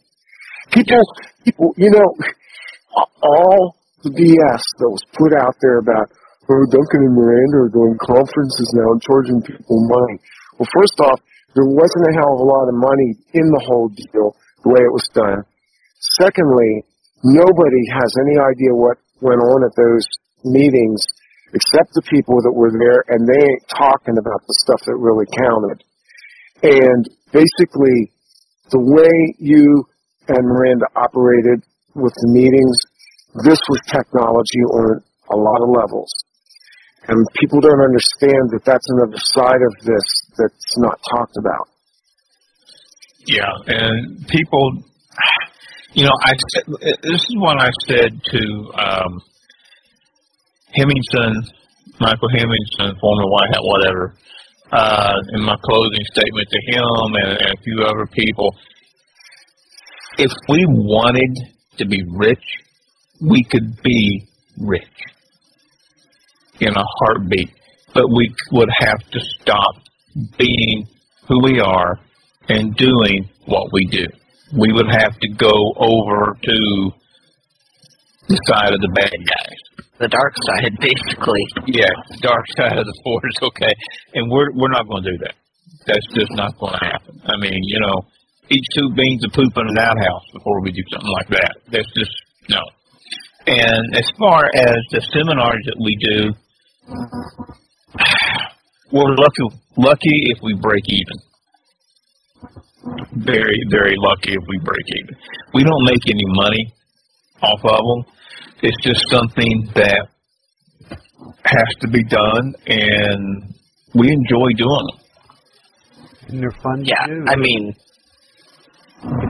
we still don't make any money on these things. Like, it cracks me up when people say that we're in it for the money because there's just no money there. Like Duncan said, we barely break even. I'm like speechless when I hear that. It just, we have to pay for our website. We have to pay for like all of our logistics and travel, and there's talking to people, emailing people, phone calls, consultations. There's no money. Well, and on top of that, people may not have noted, you guys did not roll in and set up a book table. There was no swag counter. There was no buy my DVD. And the healings that Duncan did, we did not charge any extra for the individual healing sessions. We accepted donations, which, we didn't really get a lot of, but we didn't charge for that at all. That's like someone said, well, how much do you make on Wolf Spirit Radio? I said, well, I don't make anything. I have records of every penny it's come in and where it's gone and all the extra money I've put into it to make it keep going. Now, my listeners, thank God and bless them, they're helping out a tremendous amount. But I do contributions, but you don't hear a lot of blurbs for donations. Why? Not no, I don't either. Because most of the time I forget to put that. I do too. I forget to put that particular jingle in to play at night, and sometimes I probably get carried away with it. But and then I guarantee, for all 4 of us that's on here right now, everything that the 4 of us do, it's never been about the money. Nope. It's about doing things that we know needs to be done, needs to be said, needs to be put out there, and just trying to give the human race a shot at having a level playing field. If it was about the money, we'd be doing something totally different than what we're doing. Like, I don't see how anybody can look at this business model of what we're talking about and go, yeah, that's a great way to make money. Because it's not. It's terrible. Oh, and P.S., our lives are in danger a lot, too. So that's an awesome side benefit. And if people realize I spend 14 to 17 hours a day sitting right here on this little chair, keeping Wolf Spirit Radio going, making sure that I got music, and I was looking at some of my other CDs that are old, and I thought, hey, I can burn those off on CD and make MP3s of them so I can play them. Hi, Bubba. What you want, buddy? Well, and Duncan and I have sat around for a few years now, and at the beginning we looked around and we saw a few people who appeared to be wanting the truth to come out as badly as we did. And as the years have passed, those people have fallen to the wayside. There are people that started out maybe with good intentions but got co-opted or bought off or threatened or whatever. And it's sad because we have not changed. Like Duncan keeps saying, we've been saying the same thing from day one. We're telling our story. It's what happened, and that's unfortunately something they just don't want to get out to anybody. So, but we're not for sale. Nope. No, we're not, and that's not being for sale in this on this subject matter is not a huge moneymaker, and that doesn't even include all of the financial harassment that we've had, which is significant. Yeah, I have a question. That's understating it. Yes. Who wrote the Declaration of Independence? Well, that depends on what you read. That's true, but some say it was Thomas Jefferson. I said, nah. Some say Ben Franklin. Nope. Well, Jefferson Franklin's probably a better bet. Yeah, but wait a second. Jefferson was a Democrat. His pen wrote it. Well, yeah, but a Democrat doesn't mean the same thing now as it did back then. I mean, you're talking about complete flips in political polarity between Democrats now and then. I don't know what that means. At that time, I'm not sure there were Democrats in the strict sense of the word. It was a joke. Oh, it was a joke. Okay, well, we can tell I'm not in funny mode now.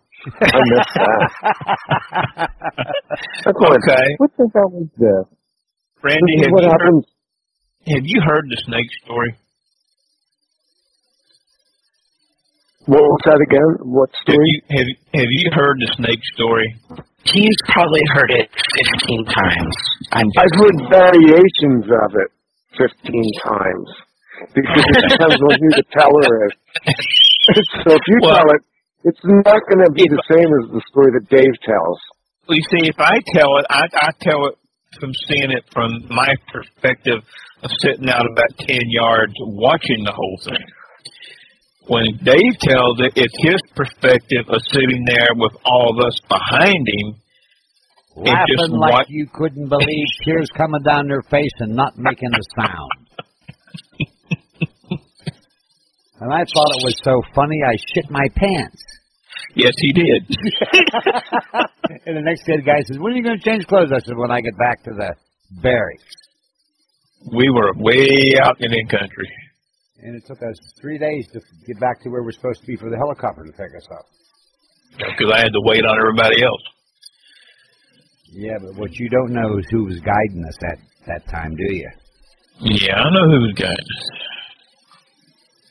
The white buffalo robe lady, and everyone asked, who are you talking to?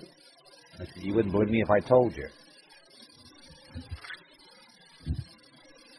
But see, there's a whole lot more to that story than the yellow snake than, you know, someone sitting 30 feet away, not 30 yards, with a dead rabbit in his hand with the blood dripping down, coaching that stick across my lap. I'm not going to say who it was, but I owe him big time. But by the way, we got the brand new Russian diesel with missile system, and there was Americans and French and Canadians and North Vietnamese and Chinese and Russians and everybody else on that train. And you know what? They all died. Does that bother me? No, I was carrying out orders.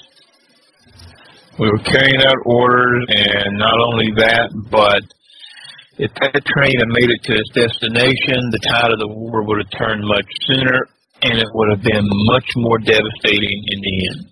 Absolutely. Now, someone said, well, you killed them and rest on your head and your hands. I said, how could that be? I have 4 honorable discharges. No, we were in a war zone. We were in a war zone during wartime. Mm-hmm. And I thought it was funny that in 1964, the Hells Angels said, well, send us over there for 6 months. We'll end the war and you'll be winners.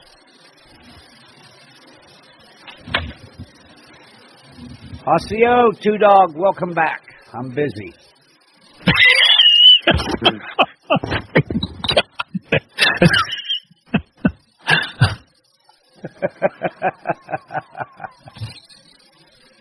No, we're just fear mongers sitting here. That's all we are. Yeah.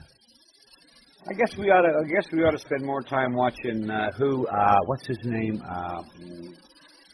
The guy that's controlled by his wife, who's a Mossad agent. Alex Jones. Ooh. We could take lessons from him how to be a fearmonger. Yeah, no kidding. No, we're not fearmongers. We just tell it the way it is. If we generate fear in you, it's because you've been too eagerly programmed and too willingly programmed. Your soul's on the edge. Question everything. If you don't believe what we're talking about, do your own research. And I have yet to have a guest come on here that hasn't said that. Last night, Eva Moore had an interesting show. She had a lady named Cindy Miller. Cindy is a Mark Alto graduate, but she was used for cloning what?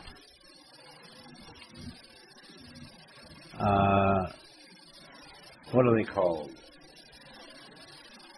PTSD is wonderful, folks. I'm glad none of you have it. Well, they cloned Dolly the sheep, and they used part of her DNA to do it. Hybrids. I know who this woman is. I've heard her before. She's good, isn't she? Yeah. Yeah, I've heard her before. Spacey, but good. Yeah. Yeah. But she has a lot of information about a lot of different things. But by the same token, for the last year, I've been watching the themes, where the conversation goes between the host and the guest. None of it fights each other. They all support each other. Sometimes you have to really look to see how they're doing that, but by golly, it's there.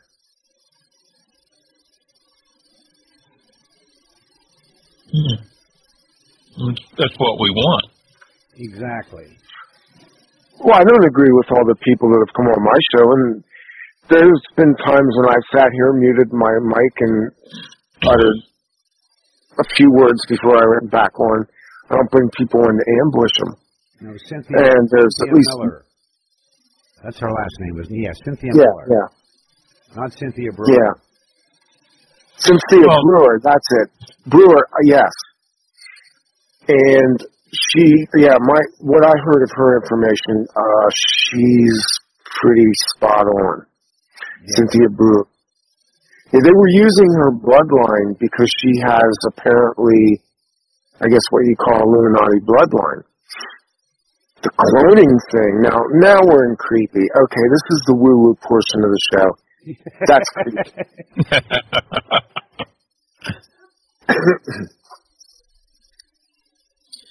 Could it be possibly that they were using her DNA with the sheep cloning to possibly clone body parts, organs? Well, what they did went even beyond cloning. They established a patent on her genetics. Did she talk about that on the show, Dave? The fact that basically she's fighting a patent battle over genetics. That's the interesting side of the story of what I remember about what I heard from her. And I think she was on with Carrie Cassidy a couple of years ago. And it was a typically horrible interview. So, a lot of the information was kind of garbled. No, last night Eva told me it was Cindy Miller. Okay. But someone in the chat room put up Cynthia Brewer, and that sounds right to me. It could be. Well, you know what I feel about people who don't use their real names. Hey, Duncan? Oh, God, that's nasty. That's terrible. How dare someone... How dare... Oh, I wish I was... Just because your name is John F.U. Smith don't mean nothing. Just because they have several birth certificates and they have a choice of which one to use, I mean, Well, the first time that you and I sat down face to face, the first thing you showed me was your driver's license. Yeah. Yeah. I mean, and that was like, okay, so, yeah, what's your point? Exactly. I already knew that. You know, I wish I had been smart enough to take on another name, frankly. Well, why not? We're sitting here, Miranda and I talk, why the hell not? Let's just put this whole freaking thing to rest. Years ago, when I first decided to come forward with all this stuff, I did two things.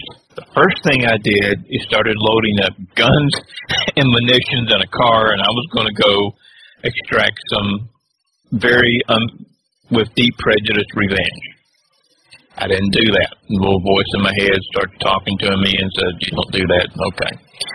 Next thing I did is I went and hired a lawyer. And he sat there, he listened, he was an ex-Marine, so he had really some idea of what I was talking about. And the first thing he told me, one, you're crazier than hell if you go forward with this information. One, they'll try to kill you. Two, they're going to wreck your life. And he went ticking down the list. And he says, but if you're hell-bent on doing this, the first thing you've got to do is get us another name. You've got to go with another name. And that's kind of what I did. Not exactly.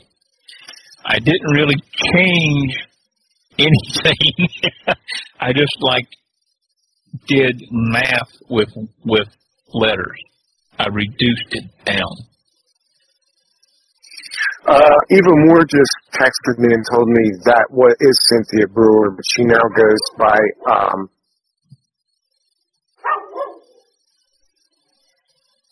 kind of a confusing text message. She said Brewer. So, yeah, that's who that is. Anyway, Duncan, sorry. Oh, no, cool. And then the other thing that the attorney said is, I do hope you're intelligent enough to realize that you will not be able to travel freely. And that's pretty much all it took. So, is my last name O'Finnan? Yes, it is. From the clan O'Finnan, which is actually ancient Norse. From, I think, second century AD. Came from a Norse settlement that settled in the southern tip of Ireland and set up a small town. That's where they get, there's actually a town there that was named after called Fanning's Town. And there's a castle there called Ballyfanning. Those were all my ancestors. Now, under the clan name O'Finnan is 27 variations. And those 27 variations are all legal to the clan name. So I went all the way back to the original clan name and used it. So did I change it? No, I just used the original. And I really like how people tend to focus on the minutia or details that are totally irrelevant and have been talked about so many times. And in this particular case, yet again, we had people who brought this up in an attempt to threaten us, which they did. And publicly, privately, all kinds of threats. And we're like, yeah, so what? Again, please forget the message that we have. Please forget that our whole reason for coming forward is to tell people about these projects, how these projects use children, how these projects kill and torture children. Please, let's just forget all that and argue about completely unimportant, irrelevant stuff. And yeah, while you're at it, try to threaten us with that. Great. Thanks so much. I'm really tired of this shit because someone does it, then somebody else does it. They're like, hey, I've got you now. And it's like, no, you're a little late to the party on this one. Take a number. You're like number 17 of somebody who's tried to do this. It just, at this point, it's just irritating to me and beyond ridiculous. It drives her nuts. Having really using Duncan. She calls me Bobby, so, all the time. I mean, that's just common. So it kind of drives her nuts. Too. I won't tell people what I call you. You call me asshole. I know exactly what you call me. I didn't say it. He did. But real quick before I forget, even going back to the last name, there was a major spelling difference from even the way my dad spelled it to the way my grandfather spelled it. My great-grandfather used the clan name, Finham. My grandfather used Fanny, as in Dakota Fanning. That's where we're related. Very closely related. And my dad just dropped the G. And all I did was take the clan name back. Well, it's like Miranda said, at the end of the day, it's minutia. Nobody really has their real last names anyway. Oh, hold on here a minute. It's almost New Year's. We have to do... Dave, did you cue the music up? You betcha. Hang on. Let me... You got Old Lang Syne there? Dude, it is Lord. Like 6, Don't 7. let Duncan sing it. That's all I ask. It is now midnight in 2013 here on the East Coast of the U.S. So happy New Year from the East Coast to those of you still waiting. How about Harry Nilsson and Lime in the Coconut? Perfect. We'll be right back, folks.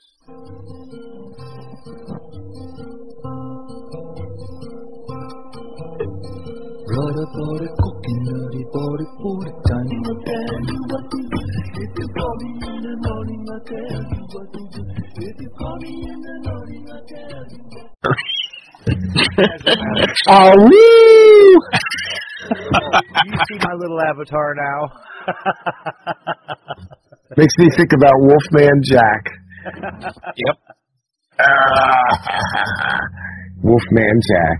Boy, those were the good days. I loved his show. That was when Radio 1. Yep, that was when radio was radio. That was when you turned it on and, man, you could hear almost anything. Oh, dude, I had a little small clock radio that basically would pick up 2 stations where we lived when I was a kid. And, it had the wire-wrapped antenna inside. Oh, my God. Well, yeah, that bad. Well, the farmhouse that we lived in had a tin roof. I figured out that I could solder me 2 copper wires into that antenna, run them out of the house up to the tin roof, solder them on. Man, it was like I freaking had satellite radio. When I was a kid, we could get a radio station out of Pittsburgh and one out of Butler, Pennsylvania. KDKA. KDKA out of Pittsburgh and WB. You better believe it, pal. T out of Butler. I used to be able to lay out on a summer night with my antenna fully extended. Don't take that the wrong way. Overshare. I just realized the color side of what I said there. But I could pull in Pittsburgh Pirate games on KDKA out of Pittsburgh. And it was a little red Zenith 10-transistor radio. I remember it. I had an earphone for it. That was like major. I mean, God, now the internet, holy shit. Do you remember WoWo? Yeah. WO, Fort Wayne, Indiana. That was a blasting radio station, man. That thing, I can remember driving in a car and you'd hit a certain, get like off of a mountain range or something, and that thing would just come in like it just overran everything. I used to take that little radio outside on the roof and lay up on the roof 2 or 3 o'clock in the morning during the summer and listen to WoWo. Yeah, I've made a triangular-shaped antenna on the roof of our house where we lived in Parker, Pennsylvania, and I ran it down in, and I had an old Zenith upright radio that when I put it in the shortwave mode, I could listen to Russia. I could listen to the English speakers from all around the world.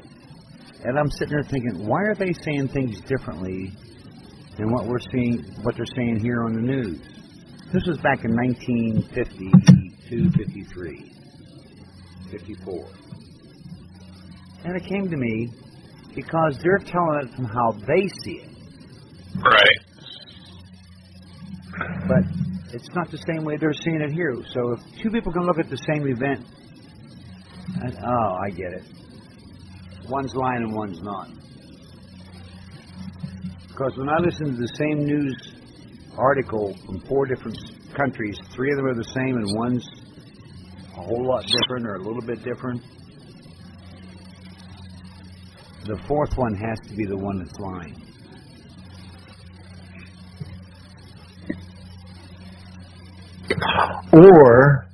Or it's just that the story gets retread too many times and it's not the same story anymore. Do you think that really happens? Let's go back and look at the Kennedy assassination. Yeah, it's still being rewritten. Yeah. We're in like the 12th cycle of rewriting the Kennedy assassination. Yeah, Kennedy, Roswell, 69 moon landing. Thanks, Stanley. Yeah, on and on. Yeah, that's interesting because they say, well, we look what we found on the moon. We found this, we found that. Well, I think it was interesting one night when I was listening to the Enterprise mission. Yeah, him. Okay, I don't know. Anyways, I was watching a video. I bought a lot of his videos when he first came out. And I'm sitting there watching it, and I'm watching it for a reason, and I said, why did that one robot they sent to the moon crash 7 miles above the surface? Because it hit a building. Now, he brought out a whole lot of truth. That was his job. You can hardly hear me, huh? I hear humming. Hello? Hello? Hello. Can you hear me? Hello? Hello? I thought we were going to do a 4-part harmony. Hey, Not like with Crosby, Duncan Stills, and Nash, huh? There's no harmony there. Oh, sure there is. Sure there is. See, every time I sing here, my canines run.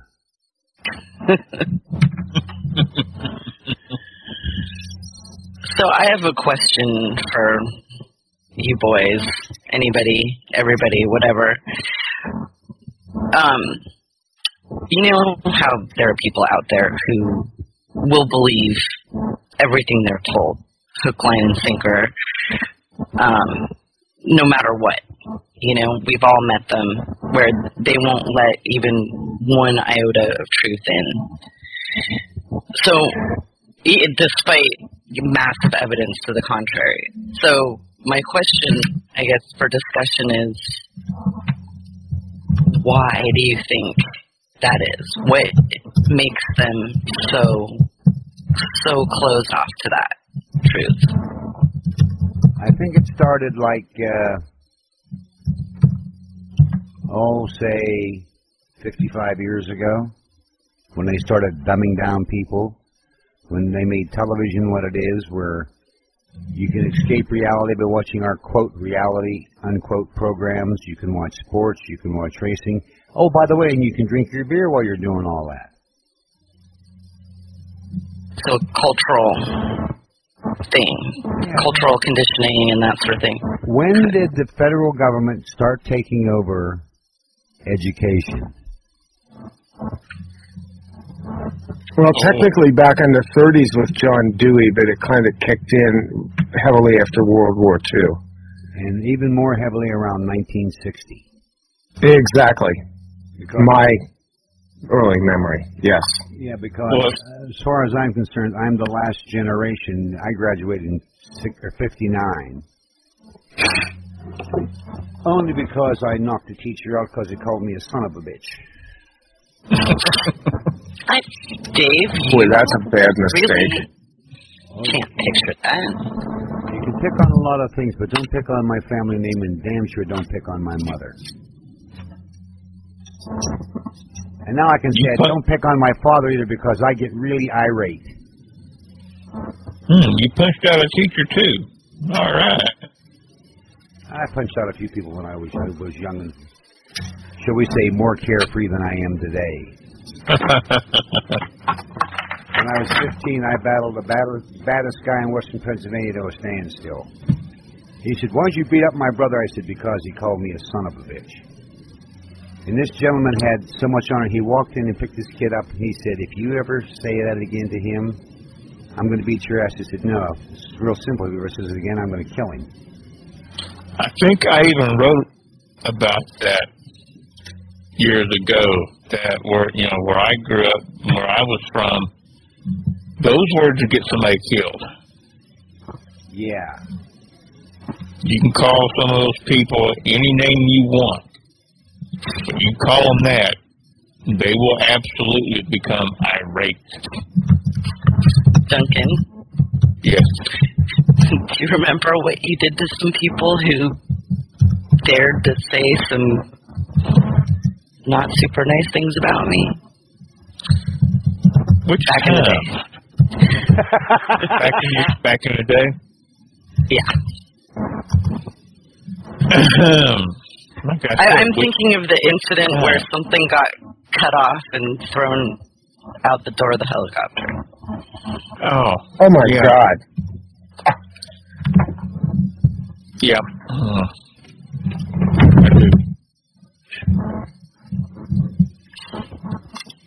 Listen, guys, tongue away. Yeah, I'll cut his tongue out.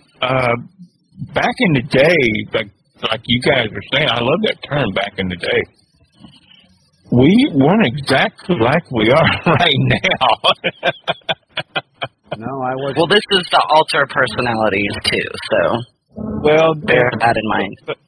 But we've been debating that also. We've been passing that back and forth about what is the real alter and what isn't. But that's maybe another time. But I don't know. I think we can talk about that. The 18th week. Oh, by the way, in 46 minutes we're going to another show. If you three want to join in, that's fine. It's going to be what we see for the new year. Oh, I doubt it.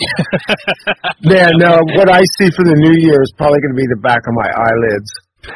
Yeah. I'll tell you what I like to do, though, is for just a couple of minutes.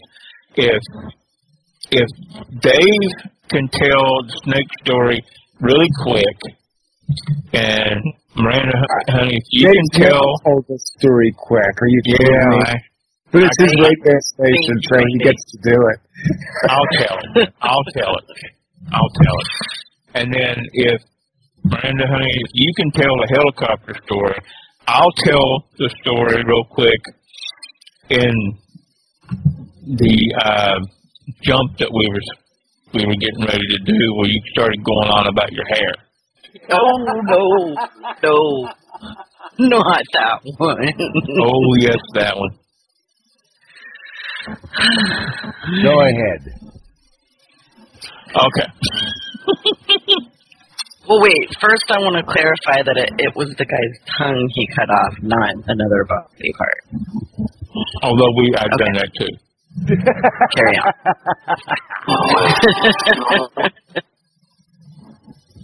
The snake story.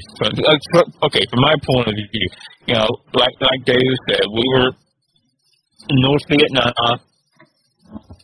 Cambodia, and there was a railway bridge that we had spent. How many days have we spent? We spent 2 weeks at night mining it.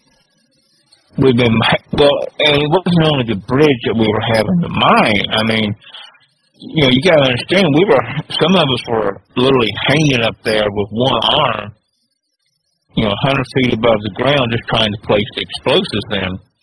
And, you know, so it was really hard work. So Smitty, who was a guy that was on our team, decided to have some fun with Dave. Now, Dave was squad leader of all of us. So somebody went out, snagged a rabbit, put it on a stick, and somebody else went out and caught a very large yellow snake. About the Long story short, dinosaur. it was big. It was big. I can laugh at it now. This train's coming. Corso was sitting there, cross-legged, on the ground, with the motherboard on his lap. Now, what this motherboard is what we call a detonation central. It has all these wires leading into it with the battery, and he, you know, has to get them all connected in, press the button, boom, okay. We used the rabbit as bait to get the snake to go from point A to point B. Well, between point A and point B was Corso's lap. And when you look down and you see a snake that looks like it's 18 feet in diameter and 240 miles long, and I don't like reptiles, I still don't. Dave hates snakes. That's putting it politely. The rest of us were sitting back there laughing so hard internally we were crying, snotting, the whole 9 yards, and not making a sound.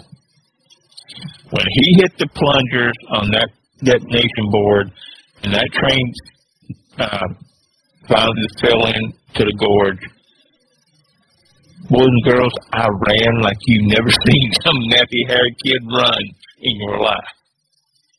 And there was Dave Corso running right behind me. It was one of the funniest things I've ever went through. It had to be funny for them. I'm not saying it was funny for us. I'm not saying that to be sarcastic, but when I took the time to look at it from their point of view, they got one on the boss. Yep, we did. And it took me a year to get even with my team.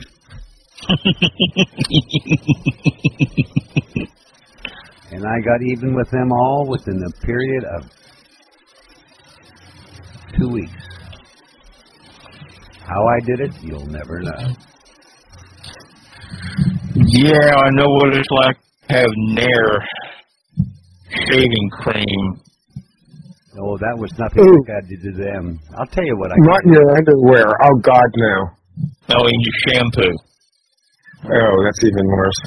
Yeah. That's like the old locker room trip of putting Bengay ointment in somebody's jockstrap. Yeah, you haven't lived until you've had that experience. But what I did was this. Well, for you ladies out there, sorry, but it's a guy thing. Oh no, there are girl things that are as gross, if not grosser than that. So. Oh, yes, we know all about that. What I did to my own personal team was I had a picture folder left on my bunk that I did it intentionally. Because when you opened it up, it showed us all in various spots around the world, shall we say, indulging in the, yes, what we were indulging in, I won't say. Sexual pleasure. There you go. Well, that's a good way to put it. Okay. But what they didn't know I had was I had 9 other folders that had pictures that we had taken of just gorgeous pictures of us and all over the world. Places you would have been proud to have visited. So when I'd get to their house first, because I had them released on leave at certain times to give me time to get from one house to another. And I said, this is a payback. Look at this now. This is the fun we had when we were going around the world doing different missions.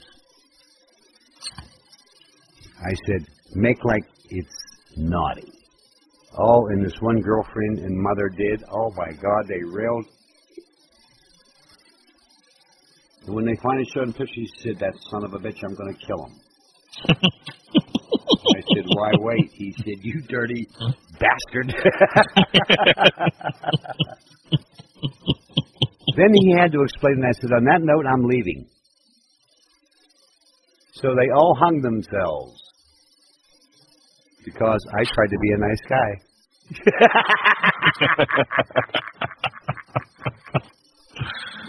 Yeah, payback for so much fun. But I'm finding out now, if you have patience, which is something I didn't have much of then, that's true. You can accomplish so much more with so much less effort.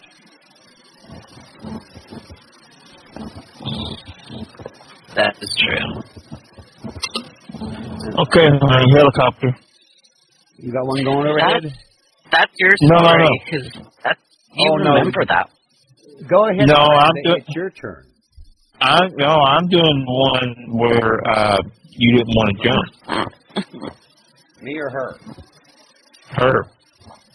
She didn't want to jump. No, I'm doing the one where she didn't want to jump. She's going to do the one where she's running in that slinky red dress. Okay. Which is pretty much all that I remember from the memory is they had me in this long gown. It was a black tie affair. It was a red, I don't know, satiny kind of. Thankfully, it was a little loose at the bottom. It wasn't like one of those narrow dresses, so I could run if I had to. But I was wearing high heels, and I did have to run.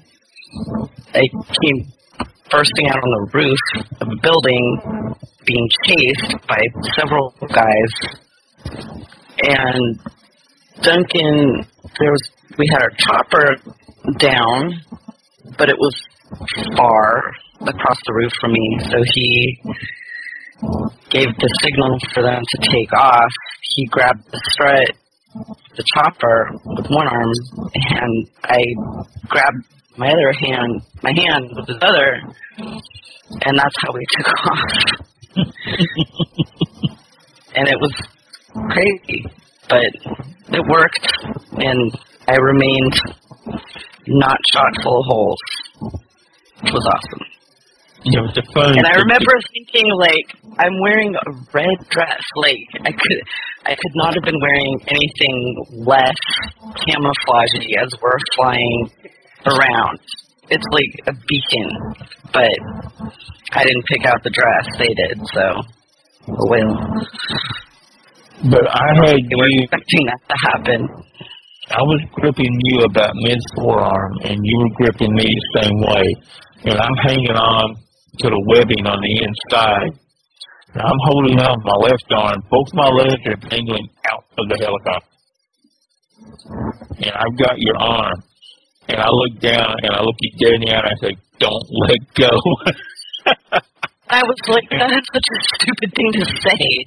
The look I'm on not going to let go. that, Like, oh, okay, exactly, great idea. That was exactly what the look on your face was. It was like, are you crazy? Like, yeah, thanks for telling me that. I wasn't aware that I should probably hang on, but thanks. What's more interesting, folks, is when they're here and we're sitting here just talking and having a good time, one will say something and all of a sudden you can see lights go on because lights go on behind another door.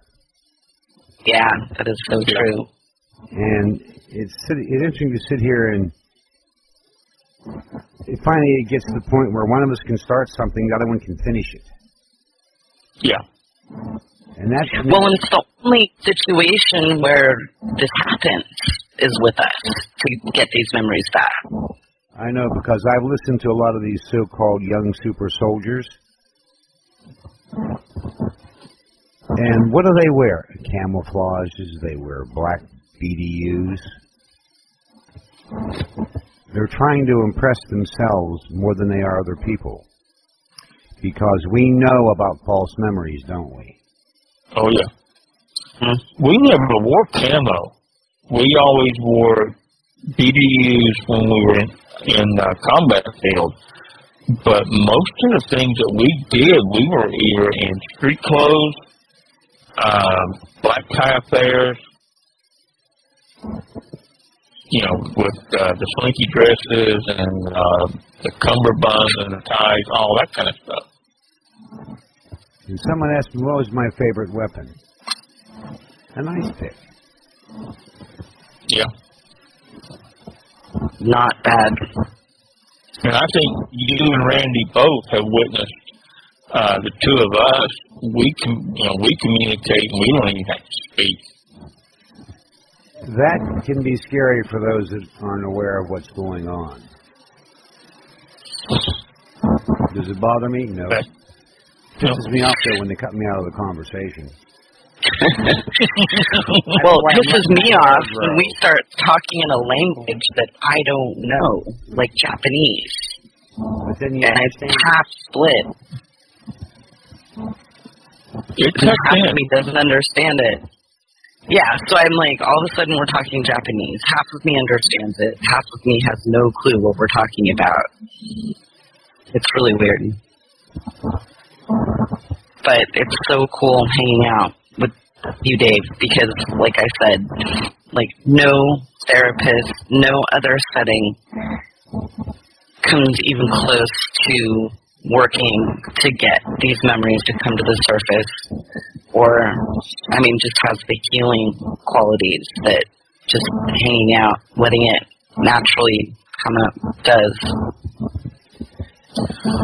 Well, I read something that somebody wrote a long time ago, and it said, when you're healed from a traumatic experience, you can talk about it normally without the emotional conflict. And I think that you and I, in great part due to Corso and Randy, has put us in a position to where we can finally talk about things without the emotional conflict. So in essence, these two have helped us heal tremendously. Yeah, and being able to talk about the stuff that we talk about, especially the, how do I put this, the better work that we did, and things of that nature, it's very difficult to talk about that with somebody who's not inured to it, somebody who, would be very rightful and shocked and, so to have you guys to talk to about it, we don't have to feel bad about talking about really traumatic, awful things, really gory things. We don't have to feel bad about talking about those in a neutral way. We don't get judged for not being upset enough about them. Yeah. If that makes sense. I think it does. I think there's a whole, they have a fancy word for it. It's called catharsis. It's basically a healing process where two people just exchange energy, or three people or four people. And Duncan and I kind of had that simpatico from the first time we talked, and I still don't understand it. But that first interview we did together, Duncan, we had to stop and take a break. Yeah, it got pretty intense. And last year, when the four of us did the original interview that we did, that actually led to me coming on to Wolf Spirit Radio, I remember that Dave came on and he began to kind of trigger some things for Miranda. And it happened like live on the air. There was this whole thing that streamed through a conversation where Miranda started to get some things come together. And that's just like almost spooky mystical. Yeah, that was incredible. And it just doesn't happen like that in any other situation, except with you guys. And that makes it extremely important to us. And there are still things that we get the emotional conflict about, and certain people, even today, I mean, we talk about certain people, and it's just, long pauses, a lot of silence,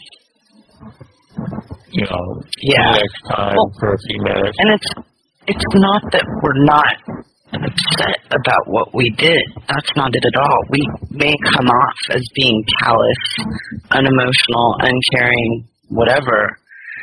But what it is that some of the stuff that we talk about is so horrific that if we even began to have any emotion about it, it would immediately overwhelm us and make us unable to function.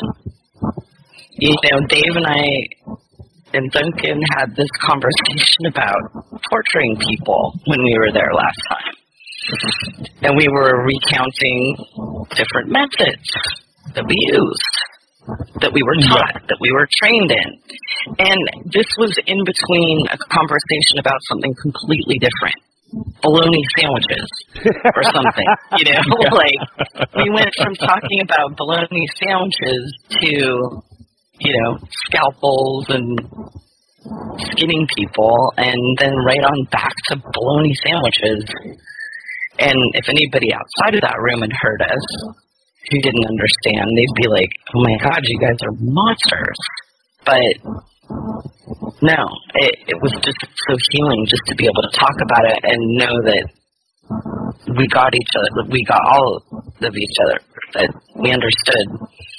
That's just how it is with us. And then on the ride down to and back from Las Vegas, it is a riot. Yeah, it is. It is. I gotta tell this story real quick. Way too much fun. Oh, we do. I gotta tell this real quick before time runs out. We were doing a job in South America. Miranda's, there's one particular one. We were assigned to take out a tribal leader and his little team of bandits. Essentially what we were doing, we found out the year's, leader was taking away competition for coca plant. It all had to do with which is drug running. So we were being dropped out of a plane, and our landing zone was around the top rim of a dormant volcano. So if anybody wants to go look that up, you can get an idea of where we were. Anyway, it's pre-dawn, and we get the green light. Now, we jumped in tandem, and we got a special tandem harness made. Normally, when you jump in tandem, you're face to back. We were face to face when we jumped. So I had the suit on, the tandem harness on, and the jump master gave the signal. I reached over, picked up her helmet, started to reach it to her. She's standing there with her arms crossed, stomping her foot, saying, no, I'm not going to do that. And I'm going ape shit, and the jump master's like, dude, she's your problem. Well, and you should maybe point out that whenever we did stuff like that, you always put on all of my gear. You always checked everything I wore, and that was what nobody else could touch it or do that or anything like that. I couldn't even do it. I wasn't even allowed to put on my own gear. I wasn't allowed to strap myself in. I wasn't allowed to put my own helmet on, my belts, or anything. So I think maybe that might have been where was coming from. Because you were my responsibility. Yeah. Always have been, always will be. So I've got this helmet, and she's like, no. And it comes out, it was her hair. She looks at me and goes, do you know how long it took me to get my hair this way? And so we start this argument back and forth. And I'm like, you know what? And I turn around and I reach over into one of the bins, get a roll of duct tape. I turn around, she headbutts me in the stomach. And just with both hands starts wailing on me, just punching and punching and punching. So I just stood there really with bad the helmet. That. I did that a lot. You did that a lot. You jumped on my back a lot. Well, you were so fun to beat up on because you're impossible to hurt. So I could do anything. Kick you, punch you. Anyway. So she wears herself out and starts to stand up straight.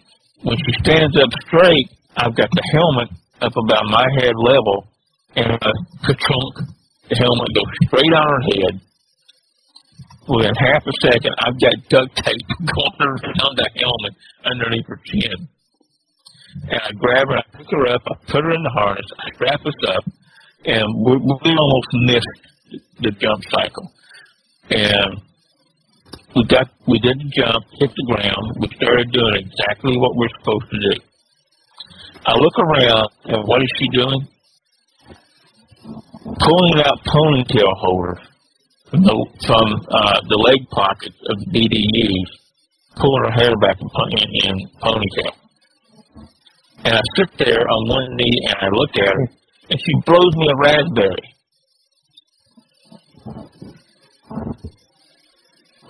Then we go on and do the job. We do the job, we get to the checkout zone, and we swim out and wait for the submarine to surface. Take us on board.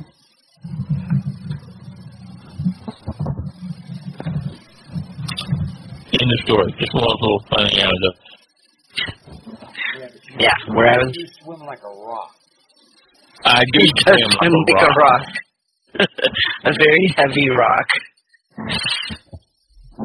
A very heavy and quick sinking rock. I was never used in anything concerning water ever.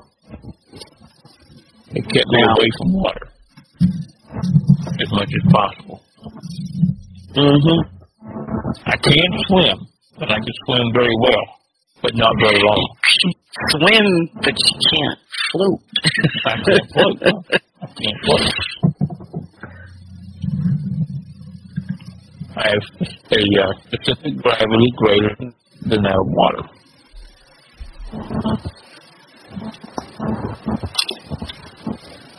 There's 100 little anecdotal stories that goes with little funny parts to some of the things that we did. And what we try to remember and talk about the most are the funny parts about it. You know, I mean, it's rare that we would talk about once we hit landing zone, buried the chute, buried the gear, and then ran for like 7 miles just to get to this guy's encampment. And cut through the tent, took him out, took out half the people he had guarding him, and then ran like hell to get to the pickup spot. We just try to talk about the funny stuff. Yeah, it's better that way. Because the unfunny stuff is really unfunny. Yeah, but I can never forget the look on that jumpman's face. He was hilarious. He was standing there with his hands up, shaking his head. He had no clue what to do. He didn't know anything. And he just finally looked at me and said, "She's your problem." Well, I'm sure he wasn't used to teenage girls throwing hissy fits on his watch.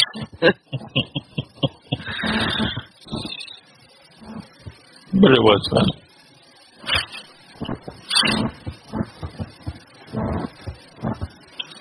And there's the one where you brought me back on a deader than a doornail. Nothing funny about that one. I can't remember if we've talked about that one